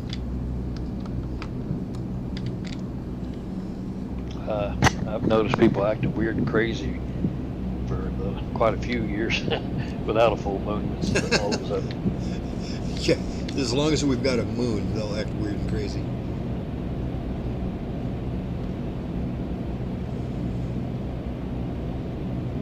Hey, don't slow down, Longhorn. I'm right on your tail. Well, at least don't slow down too much.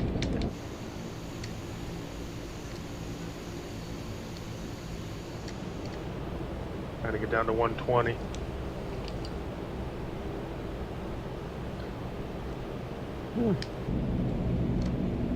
Okay, then I got to put the brakes on. Got a nice looking approach going on here.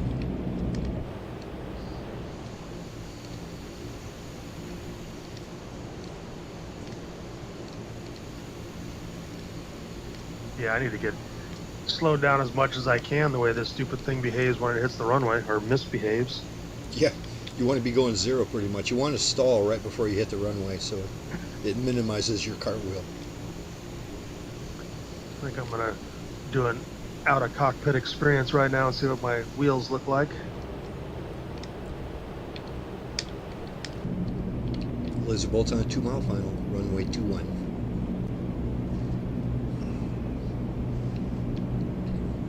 Slowing to 120.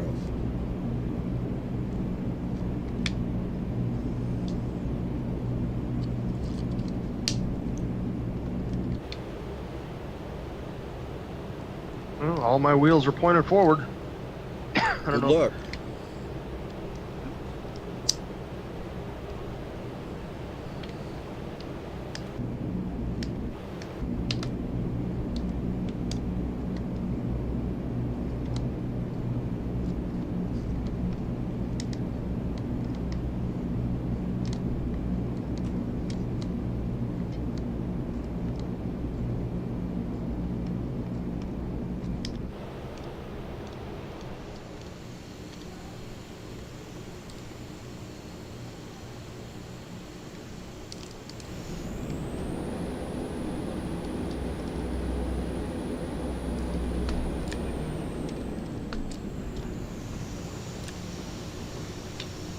Lazerbolt is clear to the right.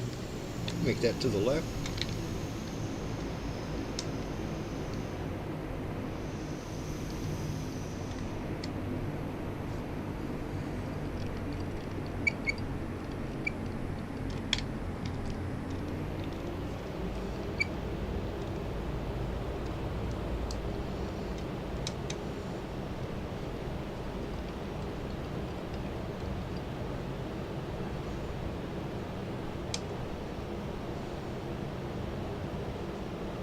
Whoa. What Oh the? boy. That was really weird. As Well, soon it as I happened turned my again. autopilot off, It was a as soon little as more I turned extreme. my auto, yeah, well, I didn't even hit the ground yet. As soon as I turned my autopilot off, my plane did a somersault before I That hit is the ground. weird. Well, you seem I to saw it have like a happen right in unique front of me. problem. Yeah, I think that has to do with something. My aircraft has got to be screwed up or something. And because it was Yes. flying fine, it must have had it like trimmed, like really messed up or something. And so I turned the autopilot off, and it just immediately did a somersault. Went front over back, or Yeah, front down. that does sound like a weird trim issue. Very strange, because I feel like you've had this issue with more than one aircraft. I mean, they were both C-130s, but the other one was the Dirty 30. No, the 3030 was just more of an issue. I couldn't get it to follow the navigation or anything, so I had to hand fly the thing the whole time. Which it used to work, because I know I've flown it before. I had a perfect approach going on there too. That looked pretty nice until everybody died. I recorded it in that FDR. I don't know. I'll have to go back and look at my file to watch that, because that was pretty cool. It was. Well, all right, gentlemen. Yeah, Let's go ahead and call this 37 past the hour. At 47 past the hour, we're going to be on the runway or in the air. So that'll give us 10 minutes to take care of business. Please, if anybody would like to join us, we would encourage you. We have a good time around here, and it's pretty casual. You can find the information for where we're going to and what we're flying in the description of the video. And also, it will tell you how to join us in Discord and all that kind of stuff. And you can join, and we can have a nice little talk and solve all the world's problems as we're flying. So please join us, like and subscribe and whatnot. And we'll be back up in the air in 10 minutes. I'll be right back.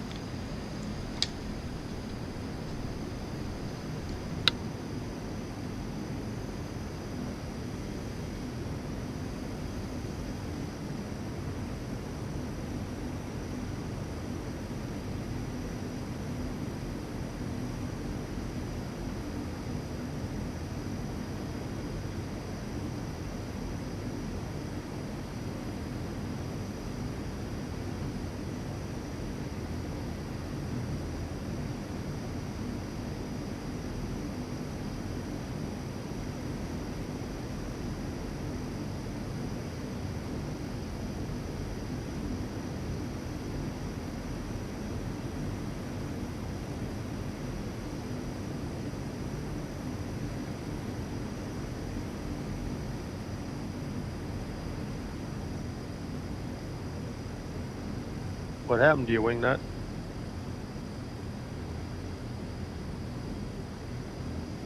I was going back to the recording, but it put me back in the air, I guess. Oh, okay. Because it's like I thought you like were like right behind me, and I look off to my right. It's like, oh, you're like way out there now. I'd already landed once. Oh, okay.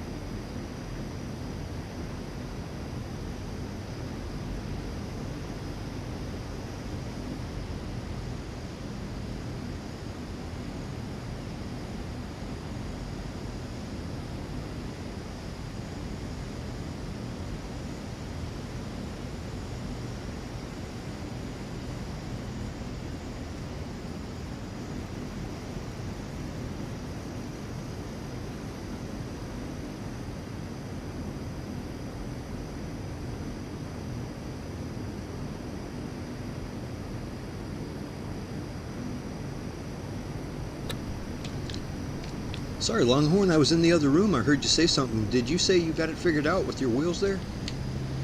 No, I was just asking what happened to Wingnut because when he went to look at his replay, it put him back in the air. Oh, I see. Yeah, I didn't know if to do that, but I'm gonna go fetch me a drink. Be right back.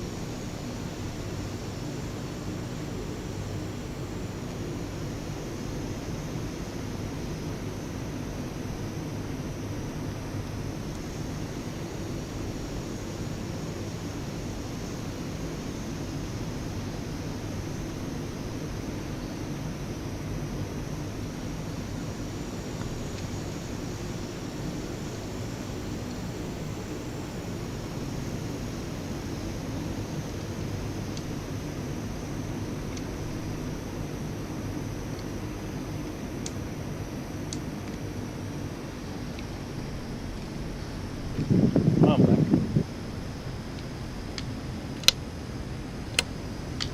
Alrighty, gentlemen, we're going to be flying out of here in 3 minutes. 3 minutes, we're up in the air. I believe 6,000 feet should do just fine again like last time, so let's do 6,000. Sounds good. Coach, hello, man. I don't think I got to say hello to you when you popped in. Hey, Bob, how you doing? I'm good, thank you.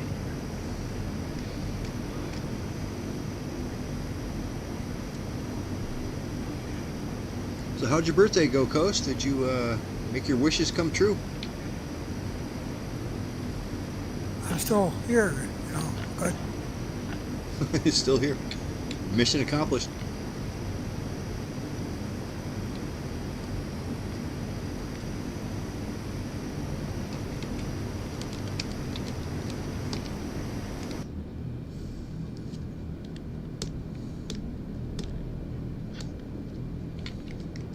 You know, I'm thinking that they must have the marker beacons just preset to a given frequency, and we can't adjust it because the switch to turn the volume from high to low doesn't you can't activate it, and I can't even find anywhere where I can change the frequency to be able to get it. So that's probably why whatever frequency it's set for, if you get near an airport that happens to coincide with that frequency, then that's why Maybe. why we heard it. It's weird. I mean, even on the C-130 near the navigation radio, it's got a volume knob right there. The knob works, but it doesn't do anything. But there's got to be a way to adjust the frequency of that. I don't know if it's the ADF Yeah. or it's But the I mean, marker that's just or whatever. that's linked right to your navigation radio. You know what I mean? Your navigation radio itself, as soon as it detects that signal, it should give it to you. But it's not doing it. To be honest, Well, I haven't seen it on any aircraft, not a single one.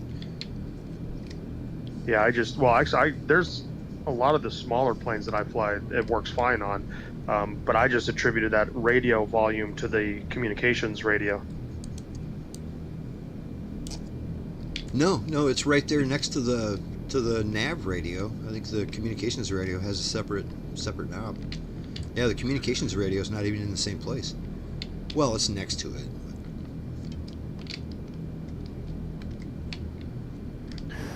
Alrighty, gentlemen, it's time to get it back up in the air. Let's go ahead and spool these birds up.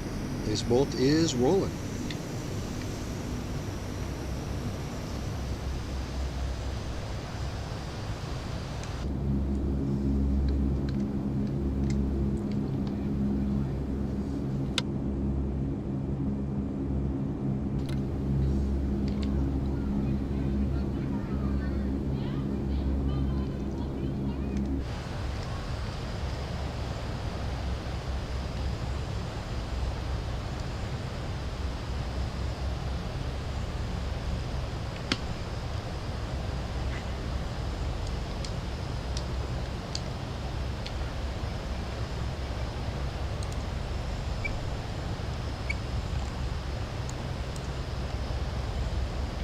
Alrighty, we need to make a massive right-hand turn. We'll be back on that pink line.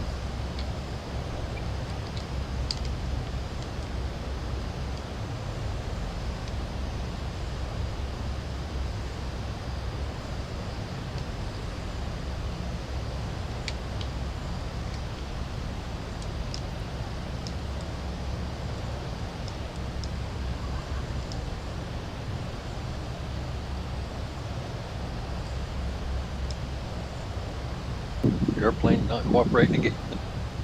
Nope, it's like I hit an invisible wall. I got up to about 90 knots, and then my plane just came to a dead stop, and then it bounced up in the air about 20 feet. It was the oddest thing. I can't imagine. Yeah, I cannot imagine. It's always fun having something happen that nobody else has. It just did another one of those somersaults. Yeah, I stuff was like at that is so 120 hard. knots. It's so hard to diagnose something like that because, like I said, I haven't seen anybody else even have that problem. That's a doozy. Yeah. Well, I was at about 120 knots, just getting ready to lift off, and then all of a sudden I end up on my roof. Wow, that was insane. Yeah, maybe you better switch back to your new H model.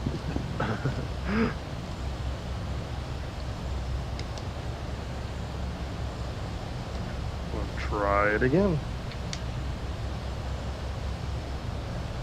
I mean, even something like auto brakes wouldn't be that dramatic. I mean, auto brakes are supposed to pop on automatically, and they're not going to flip you over. I saw him do a somersault in midair, right in front of me. Yeah, nice little backflip. I just did it again. It's like I hit 100 knots and my plane just somersaults.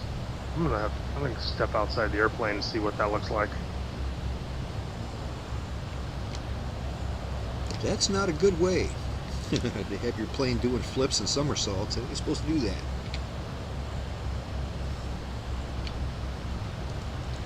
Yeah, as much as I love this C-130 in all of its different forms, they do have some weird problems, man.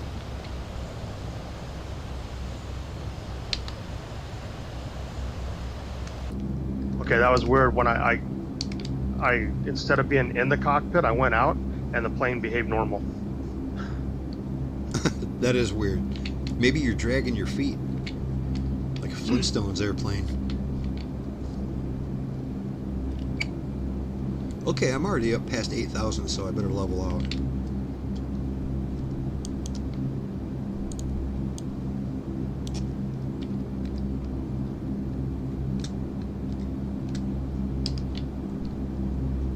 You're gonna hold it 8.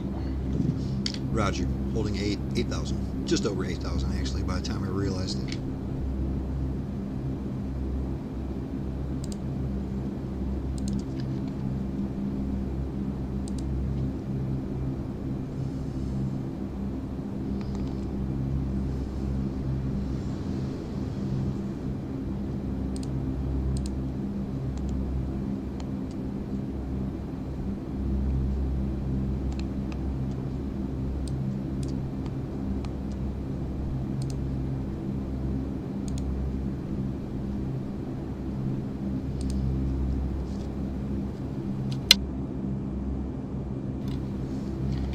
Well, when we get all the way to Le Bourget and we check out Paris really nicely at night and check out the Eiffel Tower, we'll be landing on runway 3 when we get to Le Bourget. Like I said, it's not the big main airport in Paris, but it's a smaller one, still a pretty decent runway. We're looking at 7,800 feet of asphalt here, so that's plenty. We only have 150 feet of elevation, so that's a big change. And keep that in mind, we're landing runway 3 after we check out the Eiffel Tower. Runway 3.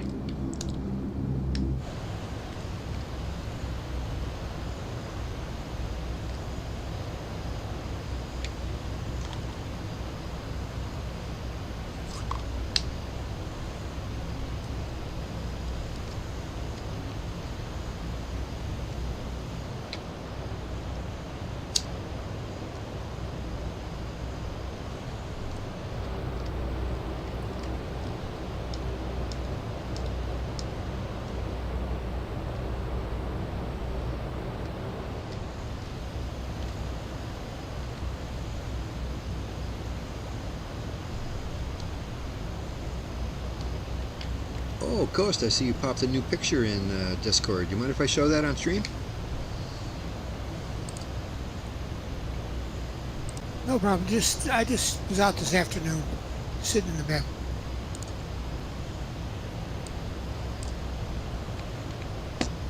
Nice. Got a little hummingbird there, checking out your local flowers. Very cool. This is right in your backyard, eh? Geez, the shutter speed on your camera must be insane.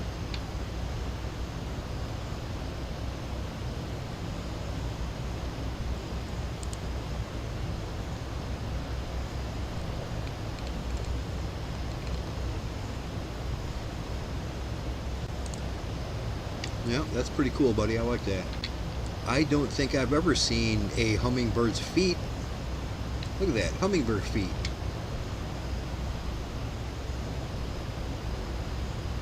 They're a small little thing. Actually, what they do is they don't fly as much as you think they do. They go and hide in the trees and watch you if you're out there, and if they figure you're not a problem, then they come in. I imagine it'd be almost impossible to spot one if it ain't flying around. They don't hardly move in the trees either. I had a real fun situation the other day. A cardinal came in. It was bothering the hummingbird, and that's how I found it. I watched the cardinal, and all of a sudden, I happened to look right next to it, and there was a hummingbird right there. Cardinals are a little aggressive sometimes. Hope they are tomorrow. Must be a baseball reference, eh? No. Oh, they got a preseason game tomorrow? Your NFL Cardinals? Yeah. Geez, you know playing the what? That Chiefs. just showed me. Is there even a baseball team nowadays called the Cardinals? Probably not. Yeah, I think they're Is still there? in St. Louis. Yeah. Oh, okay. St. Louis. That's one of those teams that changes so much. The name Cardinals bounces around here and there all over. Well, we got the preseason games coming up too. Yeah, we're not too far from actual regular season. I'm not ready for summer to be over, but I am ready for football.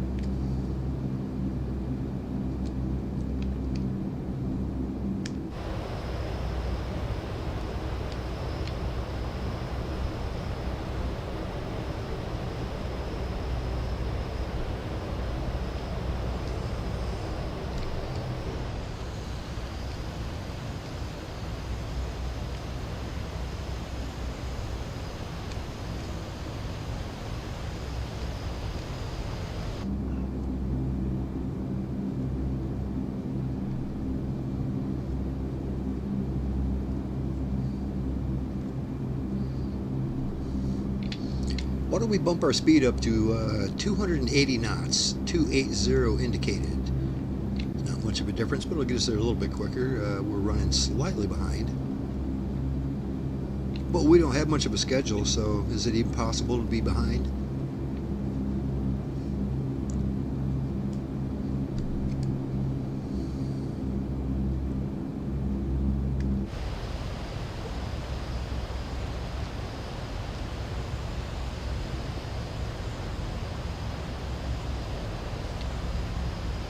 Coast, I don't know if you checked out my latest video, but it's I built my new PC and popped that up just a couple days ago. If you get a chance to check that out, please do. know you I like that actually computer saw stuff. it before I came in here. Oh, you I was did? watching it before the flight. Oh, right on. Yeah, good deal. I know you like that computer stuff. Yeah, you seem to have done pretty good with your new machine. I'm loving it. I really am. It's performing great. It always takes a while to get every little nut and bolt just how you want it, you know, with a new PC. You're always finding something that you didn't have set correctly, or you're missing that one little piece of software that you use all the time and you have to track it back down. But I think I've got it pretty much up and running.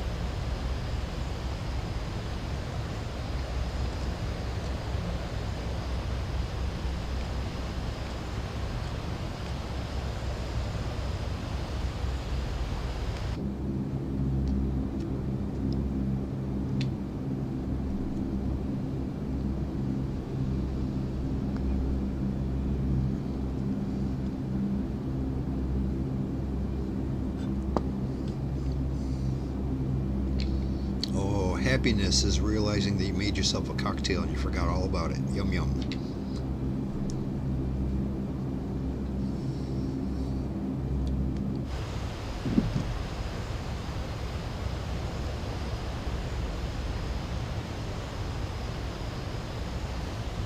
It's going to be a beautiful sunset. I mean, it is already right now. But, when it starts getting dark, it's going to be spectacular. I have had issues in Paris before. It's one of the only places I had issues in 2020. I think we went to Paris 2 different times, and both times I went there, it just bogged down my machine. It's the only city that just hit me that hard. I was getting like 10 frames, or less than 10 frames. It looked like a slideshow. But I went there to get some snapshots yesterday, just for the thumbnail. And yeah, I didn't have any problems at all. It was nice and smooth, so we'll see. I haven't been there yet in 2024, so it's a whole different beast.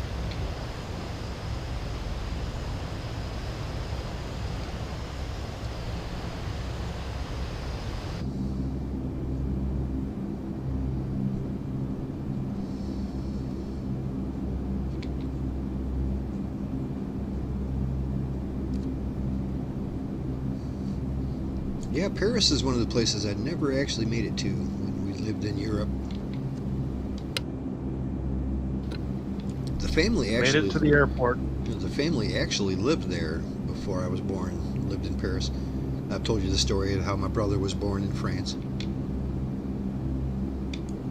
Actually, full-blown born in France. Both of his parents are French.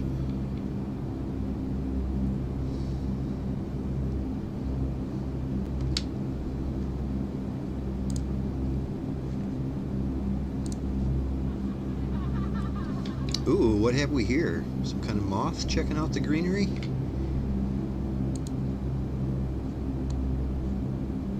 What?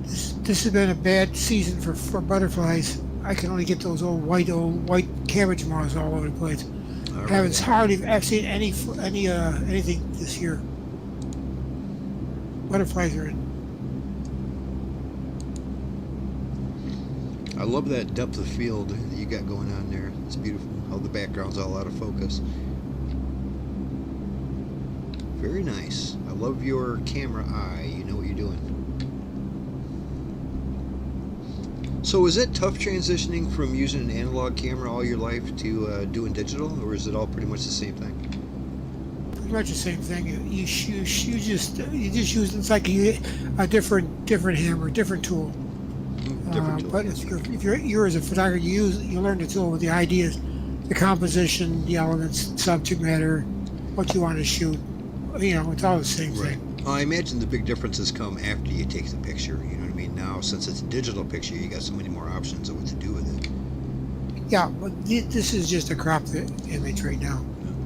I like that. But, That's beautiful.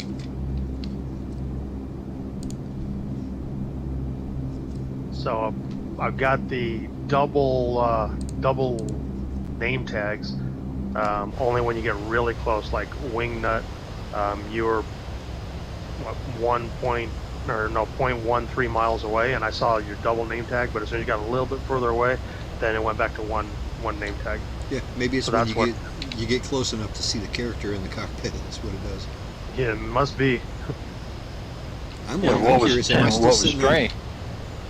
What was that? So what was strange was though, it's like his second name tag, Laser's second name tag, it just flew right behind us, like he jumped out of the plane. Well, he was riding on top. Maybe he finally Yeah. fell off. I was going to say, do you still see me sitting on top of my airplane? Because that's odd. No, Maybe I don't. couldn't hang out. I haven't been close enough to you to see since we took off from the first airport. So, but yeah, you were sitting on the roof. Yeah, I saw that picture you took. Look like I'm having a little tea party up there.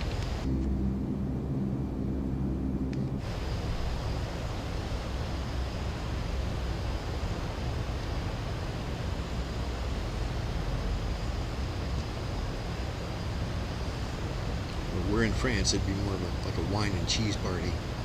Maybe some escargot.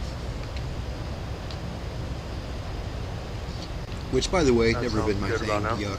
I'm not that Oh, I love experimental it. with my food. I'm not picky when it comes to eating, but I don't need to eat snails. Get out of here. They're good in butter and garlic. I think it's the butter and garlic that make them good, though.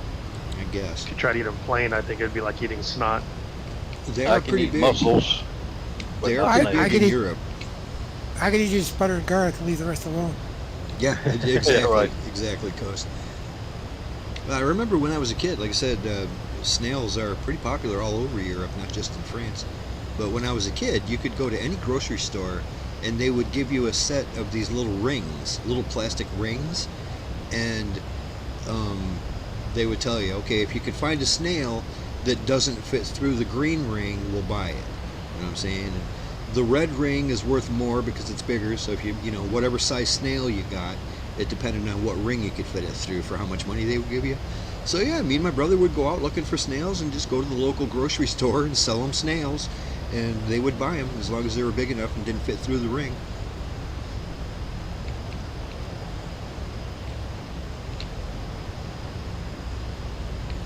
I was glad to get rid of Your brother or the snails? them. The snail. Yeah, my brother couldn't fit through the ring.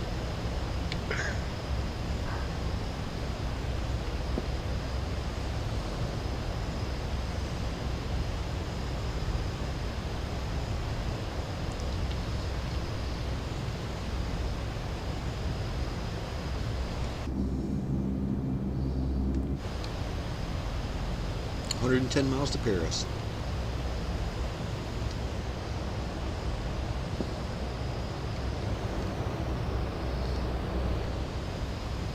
Just flying up here to check on your lower anti-collision light, make sure it's working. Everything looking good? Looking good. Right on. Just checking out the top of your aircraft. Looks fine too. Thank you.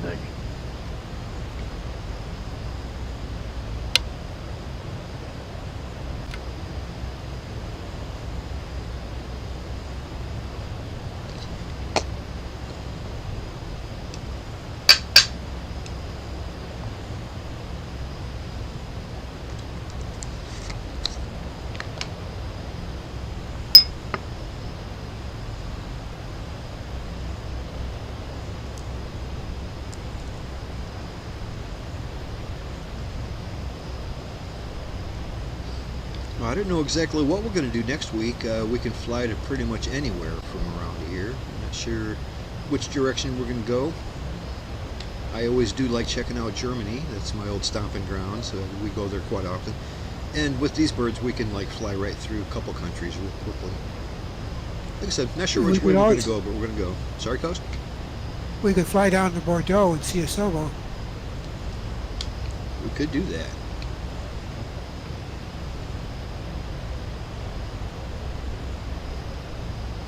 I That wonder would if take they you pretty actually... much to the border with Spain. Well, you would think maybe even the Sobo put a POI marker at their headquarters or something, you know? Their headquarters are right next to Cathedral.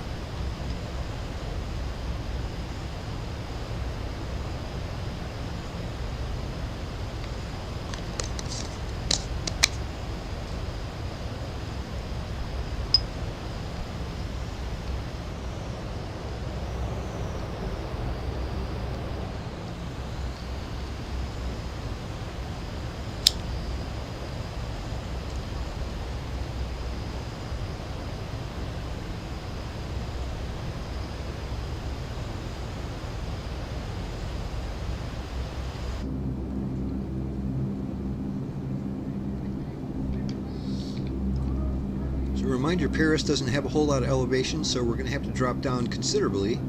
We're going to have to lose at least 5,000 feet here before we land or get closer. We still got 95 miles to go. Just keep that in mind.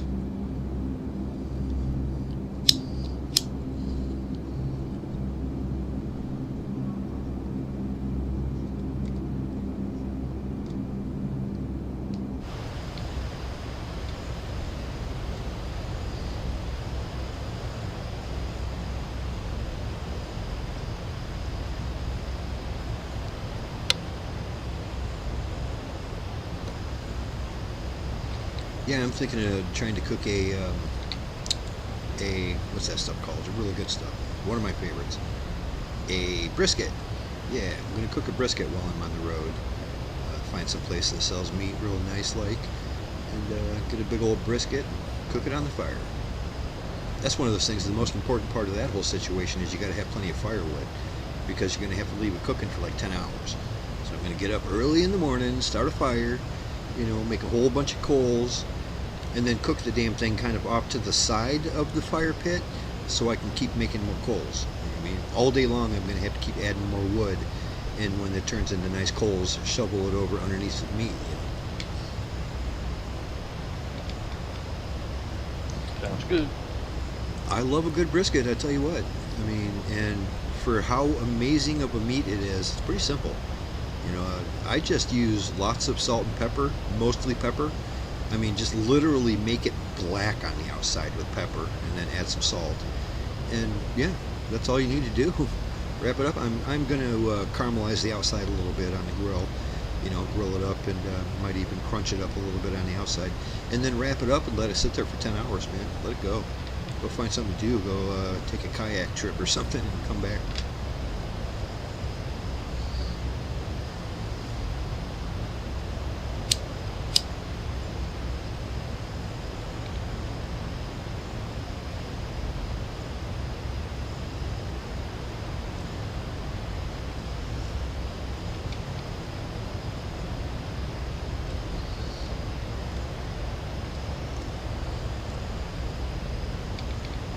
Nice flock of herky birds heading to Paris.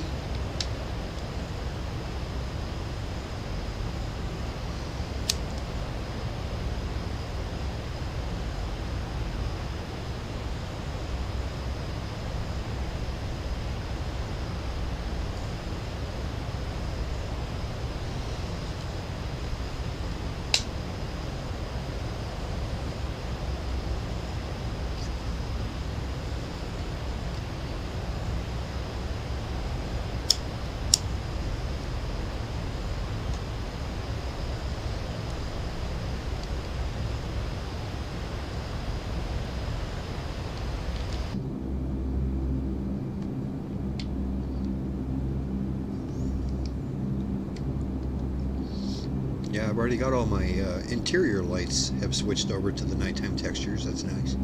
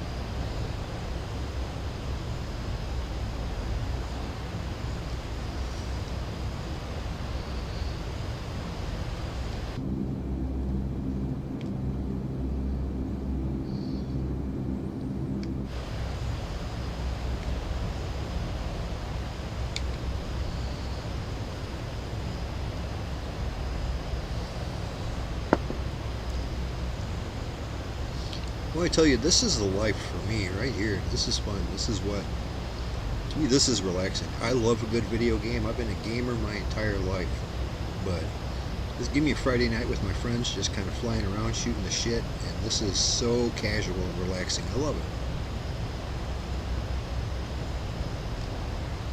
I just got into it recently, so but, yeah, I enjoyed don't care if there's a score or not. We don't need a score. We're just having a good time. Well, these VR glasses, I've had many times where I've just about fallen asleep trying to fly, especially at night. Yeah, it's just so peaceful. And in VR, especially in this game, it is so immersive. You forget that you're not actually in an airplane. You know, it really feels. I mean, if you're playing a first-person shooter or doing any of a million other games in VR, it's cool and it's immersive. But nothing beats actually a sit down in the cockpit kind of an experience. You know, whether it's a race car or an airplane or a spaceship, just anything where you're actually just kind of sitting there and working a cockpit. It's amazing. It's just stunning. I love that kind of stuff. Yeah, when I'm flying by myself, I'll put on a radio station and just listen to that while flying in VR, and just I'll kick back and just watch the scenery. It's hard to beat. I'll do the same thing. I really enjoy that. It's called American Truck Simulator, and it's got a VR component to it too. It's a pretty old game, but it still looks pretty good for considering how old it is. And it's fully VR compatible, and it's just one of those to where it is so fun and relaxing, and I can just spend an entire evening driving across the country, you know, cross country, delivering some stuff, you know, and just, you know, driving around listening to the radio. Like I said, put on some tunes, and just, you're a big rigger just driving around, and it's awesome. It's just awesome. Yeah, I have the same thing with every track or every state add-on that they've released so far. It's good to see them keep working on that. Game's got to be 10 years old now. Oh, it's probably older than that. Yeah, it's they still keep updating it though. They still keep adding more and more chunks of the map that you can drive around in. That's great. It really is. Yeah, I just saw your guys' picture you popped in here. Let's see. I mean, who's that in your window? Is that me or Longhorn? Yeah, that was you. That was you when I came right up beside you. Right on. Beautiful picture. I sure love that Hercules, man. Inside and out. That's an airplane. That is an airplane right there.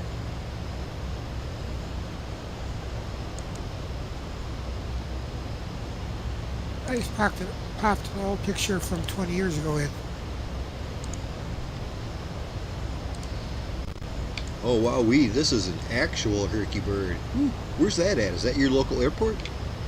That was flying out of Rochester. It's located in Schenectady. It's set up and the Schenectady serves the Arctic. That's the exact same. That's the exact same paint job and everything that we're flying, except for that stripe on the tail. That's beautiful. That's absolutely beautiful. And you can even see that it's the 4-prop variant instead of the 6 props that we got. That's awesome. They fly this when they fly the people to McMurdo and all the rest of those places. This is the one, the aircraft is used to fly in snowbound. It's from a snow state. You fly up into the Arctic with this. Oh, cool. All right, so they're equipped. Yeah, that's stunning. Like I said, you all know this is my favorite airplane, and just look at it. That's beautiful.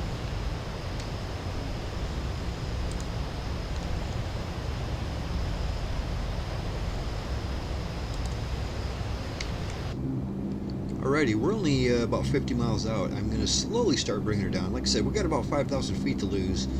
We're not going to hit anything around here. It's pretty flat. So I'm going to drop her down to 3,000.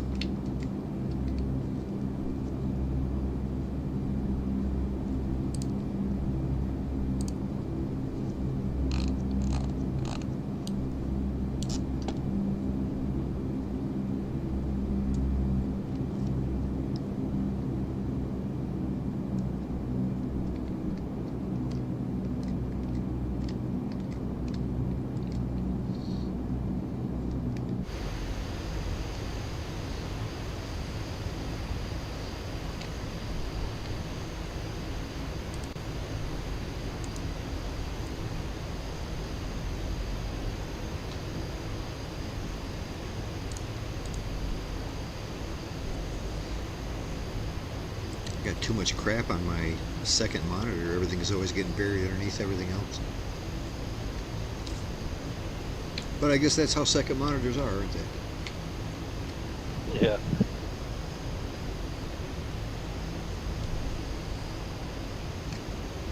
That's one thing I haven't installed. I used to use that space desk all the time, and that's handy. It's the super lowest profile little thing that runs in the background, and it lets you use anything as another monitor. I can use my iPad. I've got my iPad in a bracket right here next to me. I can use that as another monitor, so that'll give me three. You know, I could put something simple like Discord on there just so I can always keep an eye on it, or, you know, put my maps over there or whatever. It'd be nice to have a third monitor, and that's a good way to do it. Super low impact.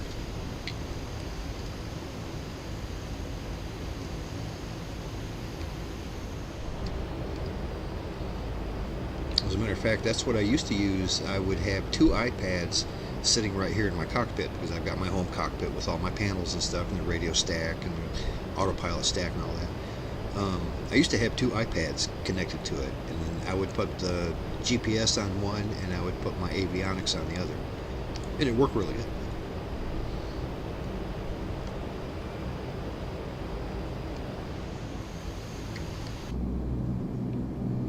Alrighty, Lazerbolt is descending through 4,000 for 3,000.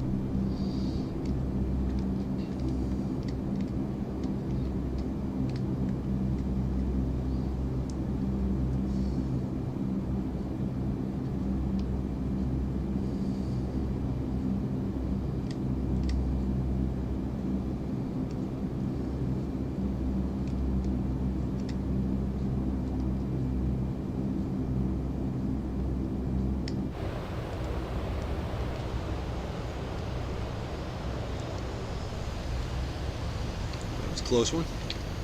Good boy. I saw you a mile away, though. I made sure we didn't hit. But that was a close one. Yeah, it looked pretty wild.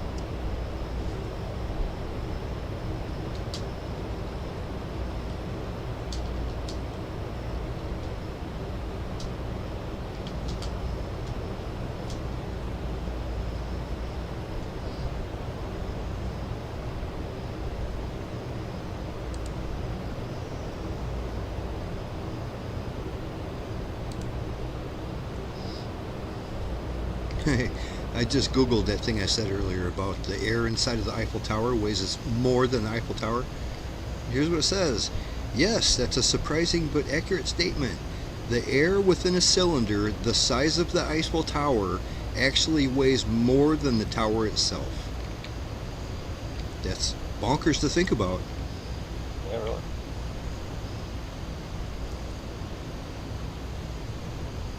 says the air inside, let's see, what does it say? The air contained within a space of a cylinder around the Eiffel Tower would, at sea level, it'd be estimated to weigh around 11,200 tons, which is a lot more than the tower itself weighs. Crazy.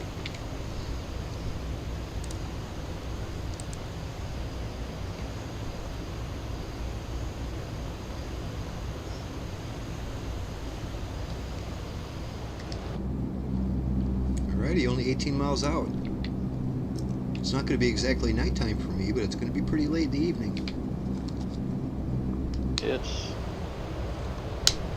I got lights on in the town below me. Yep, it's all lit up nice. Yeah. Actually, this is kind of best because it's all lit up, but you can still see them. Right.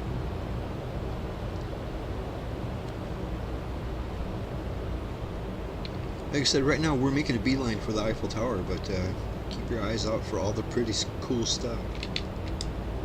We got lots of points of interest around this town, of course. You can see Charles de Gaulle Airport right over there off our 1 o'clock. That is not where we're going, but that is one massive airport. I think probably the most infamous thing that you might remember about Charles de Gaulle Airport is that is where Concorde flew out of when it wrecked at one time back in the 70s when one of the original Concorde crashed on takeoff. And I think at that time they only had 2 of them, and one of them crashed and it made the news, of course. It was horrible.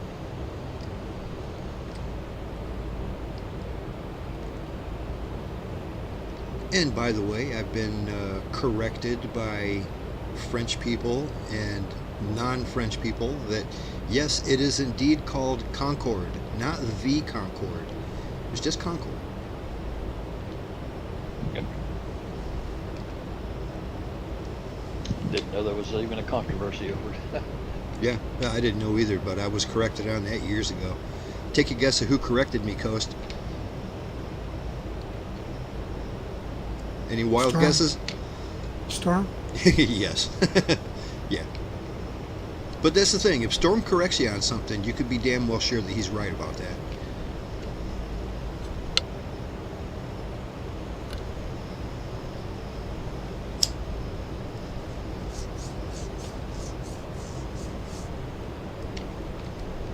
This really is the City of Lights, isn't it?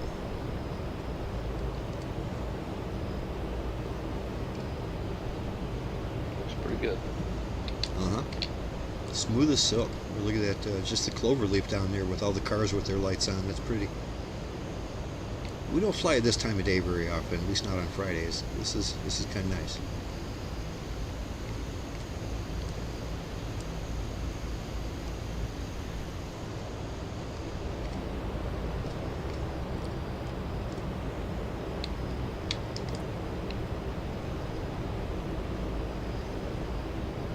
I'm going to slow down just a little bit and give myself a notch of flap or 2. Keep myself in the air. We can start checking some of this out. Got the Eiffel Tower straight ahead. Longhorn, I'm probably going to come right over the top of you. It's fine, I'm hitting my brakes. Oh, it is lit up nicely. I don't care if that's copyright free or not.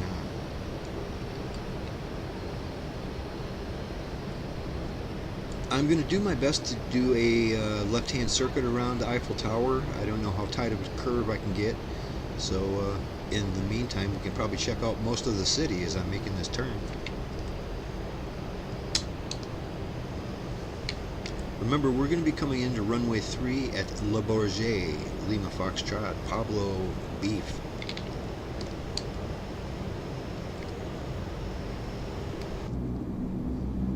You landing in Le Bourget? We are landing at Bourget. What is its claim to fame? I'm not really sure. Did you just mention something about it? No, I didn't, but it was important for one thing. I can't. I'm coming up with nothing. What was it? It was one of the airports that Lindbergh landed at, too. Oh, okay, sure. That was a real big deal back in the day. That's even before me.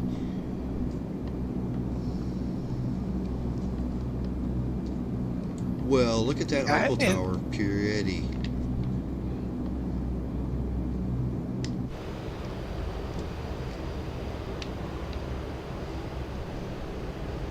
Yeah, the old, like, Spirit of St. Louis, that Charles Lindbergh.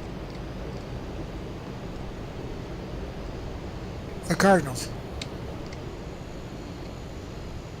That sure looks nice. Anybody feel like trying to make it underneath that thing? Because if you do, make sure I'm watching. Wingspan's too wide, I think. I don't know, it looks like we could probably make it, but I'm not going to try.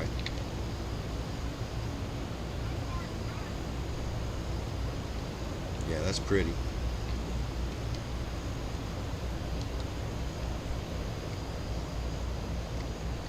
I'm sure if we looked around hard enough, we'd see the Louvre somewhere. I'm getting those erroneous resource usage messages from the game. I wish it wasn't quite so sensitive, because I'm clearly doing just fine, you know.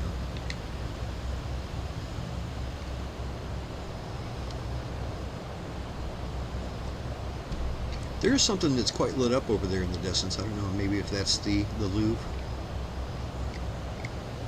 They got that, looks like a big glass pyramid kind of thing.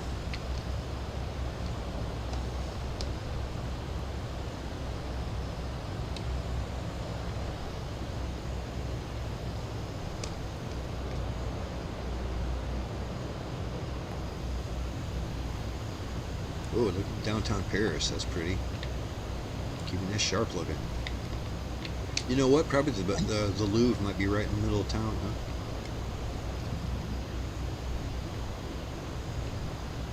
Yeah, I could see the Arc de Triomphe when you were flying. That's a big sight too, isn't it?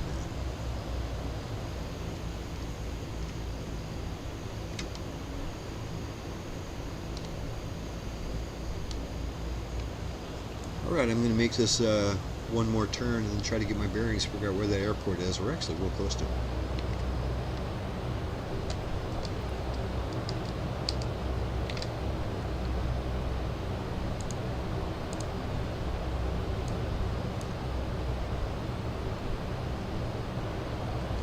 Yeah, as a matter of fact, I'm getting ready to be pointing straight at it here in a minute. Got it in the background.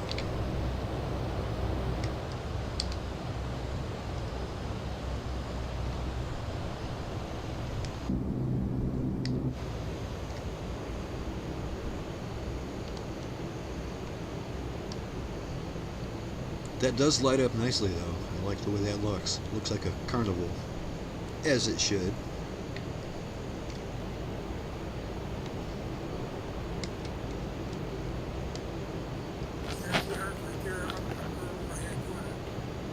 Sorry, Coast, you kind of cut out on that one.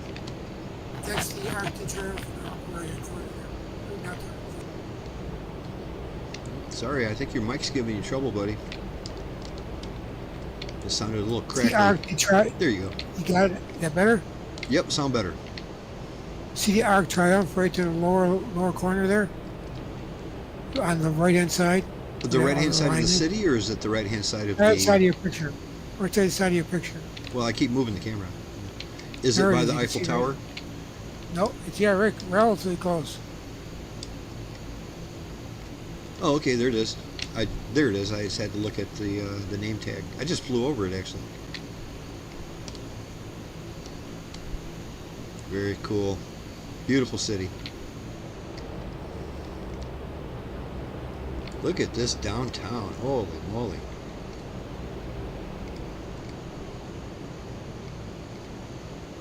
And they just rehabbed Cathedral of Notre Dame too. Just finished Did it. they? Oh, didn't they? They had a fire there, didn't they? It completely burned the heck out of it. And it took them many years to rebuild it. Yeah, I remember that. Well, you can't just leave that burned down. You got to rebuild it. Okay, I'm going to go ahead and get back on course here, and we're going to be landing runway 3. It says runway 7 on the map, but we're going to actually be landing on runway 3.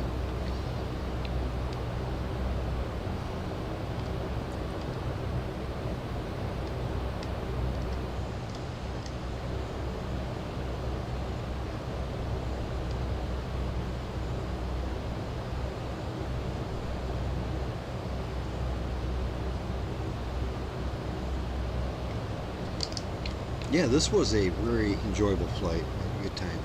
Saw some cool stuff. This is stunning here. I love that. We're hitting just that sweet spot before everything's pitch black, but the lights are still on.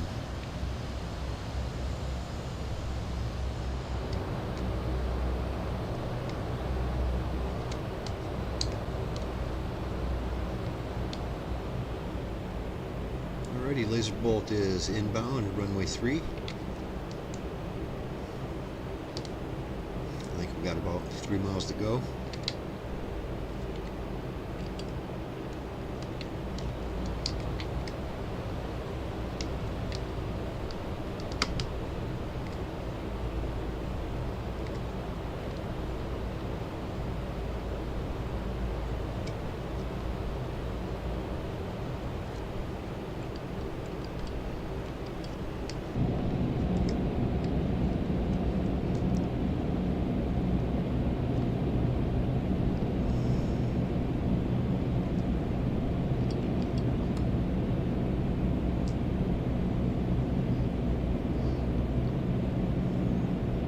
We have our buddy Captain Hopper hopping in. How's it going, pal? It's good to see you. Hopefully your stream went well tonight.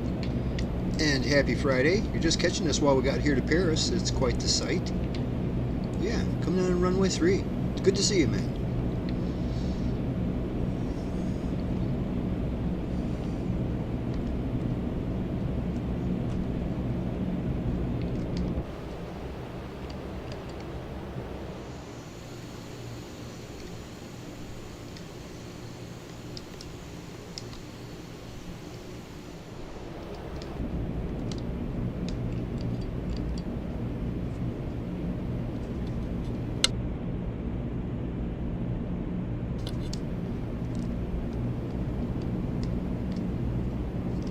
Lasers on 2 mile final, runway 03.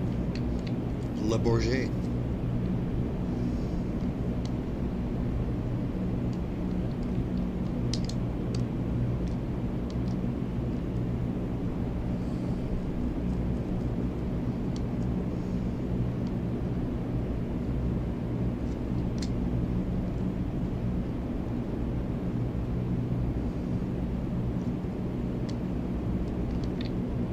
You know what, looking at the map, or looking at my compass, this might actually be runway 7 anyway.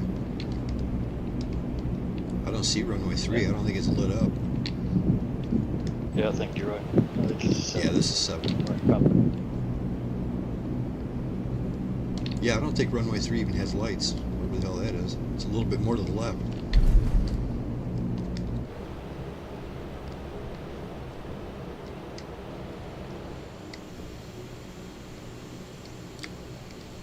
I don't even see a tower here.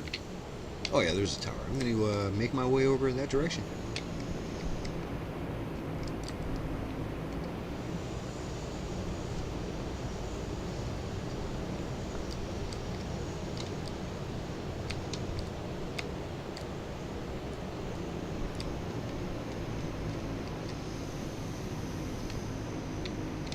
I got Wingnut coming in on one runway and Longhorn coming in on the other.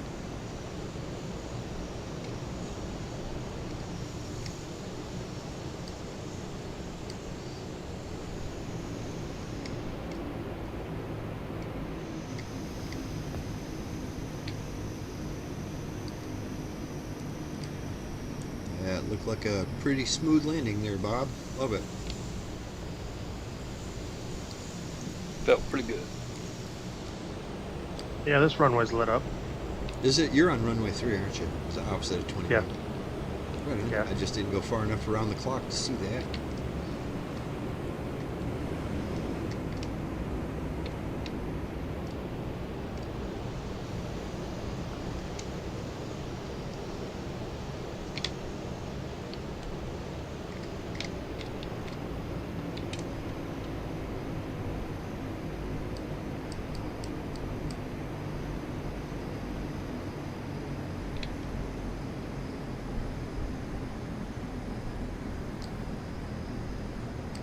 Hey, no cartwheel this time. Good deal, huh? You made it. Yeah, I'm going to hit my brakes immediately and come to a stop. There we go. Is that what you did different? You didn't use your brakes? Well, I never had a chance to before. It just It always automatically- seemed to. I also since I turned my autopilot off because I was flying around the city, I think that might have made a difference too. Because the last time I crashed, I had turned it off when I was probably like 100 feet above the runway, and as soon as I turned it off, it immediately did a somersault. I see. Well, this time it had time to do what it needed to. Yeah, the autopilot had been off for quite a while, so it just let me come in. I was in a perfect place to watch, man. I wouldn't miss that for the world. Oh, there it goes doing weird stuff again. It's like I just bounced off the ground. Looks like we have an actual player over here called Focused Trigger. It's got to be an actual player. Alright, I don't know where the hell I'm taxiing to around here. I'm just kind of driving blindly. I'm just going to pull off in the grass and we'll call that a parking spot.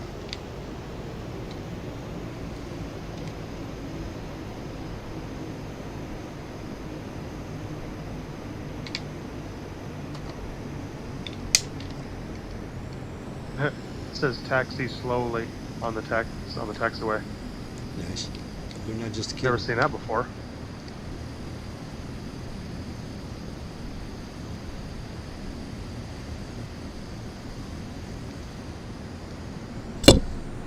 It's a terrible place to park, but here we are. I think my wheels are in a hole or something. I see a teeter-tottering over there.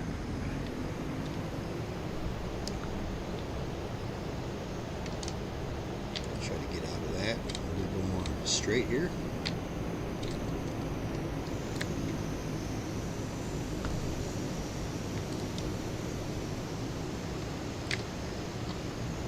Yeah, that's better.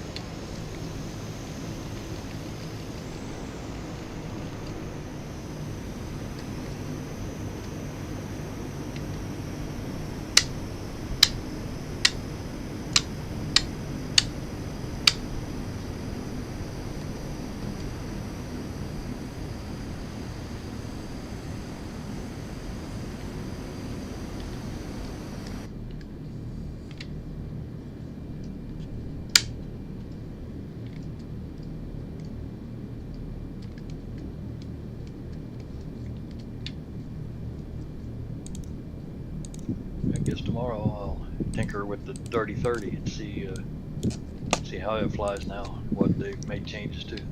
Yeah, I'm looking forward to that myself. I'm probably going to install it tonight, but I won't have much time to fly it around. That'll be something nice while I'm camping over the next week. Yeah. I'll have plenty of time to pop open my laptop and get used to flying that thing. Oh, you got it on your laptop as well? Yeah. Oh, that's cool.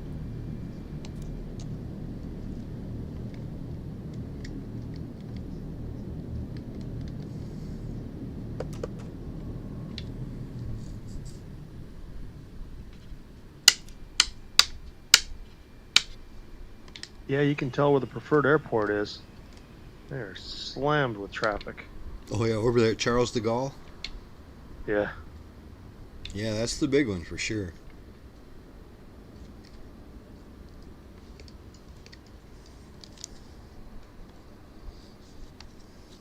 There goes Focus to Tigger. Just so I remember that Bourget was where the New York to Paris Lindbergh flight terminated. This is where they let you off, huh?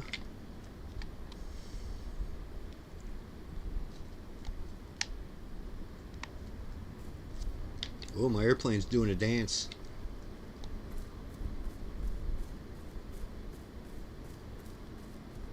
By the way, this airport was taken out of service for commercial flying in 1977. Now it's specialized Oh, I airport. see.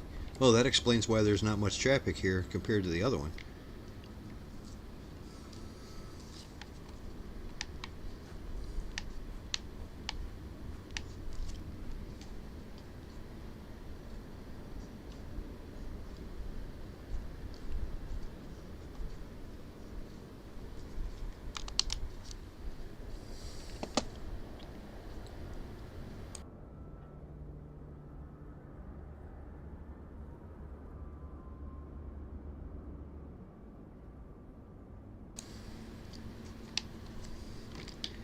Well, everybody, thanks for joining us on Friday Night Flights. We had a good time tonight. Paris is as beautiful as I hoped it would be. And yeah, we'll be taking off out of here next week. We can go in any direction. We could check out the entirety of Europe. And I'm not sure exactly where we're going to go, but there's a chance we might go to Germany, make our way up towards like Belgium and stuff like that, and check everything out really nicely. But until then, if you feel like joining us, please do grab the information out of the description of the video here, the airplanes we're flying and the route we're taking, and you can get the game on Game Pass, and you can also like and subscribe. So that's all fun stuff. Do it. We'll see you next Friday. Thanks, everybody. Bye now.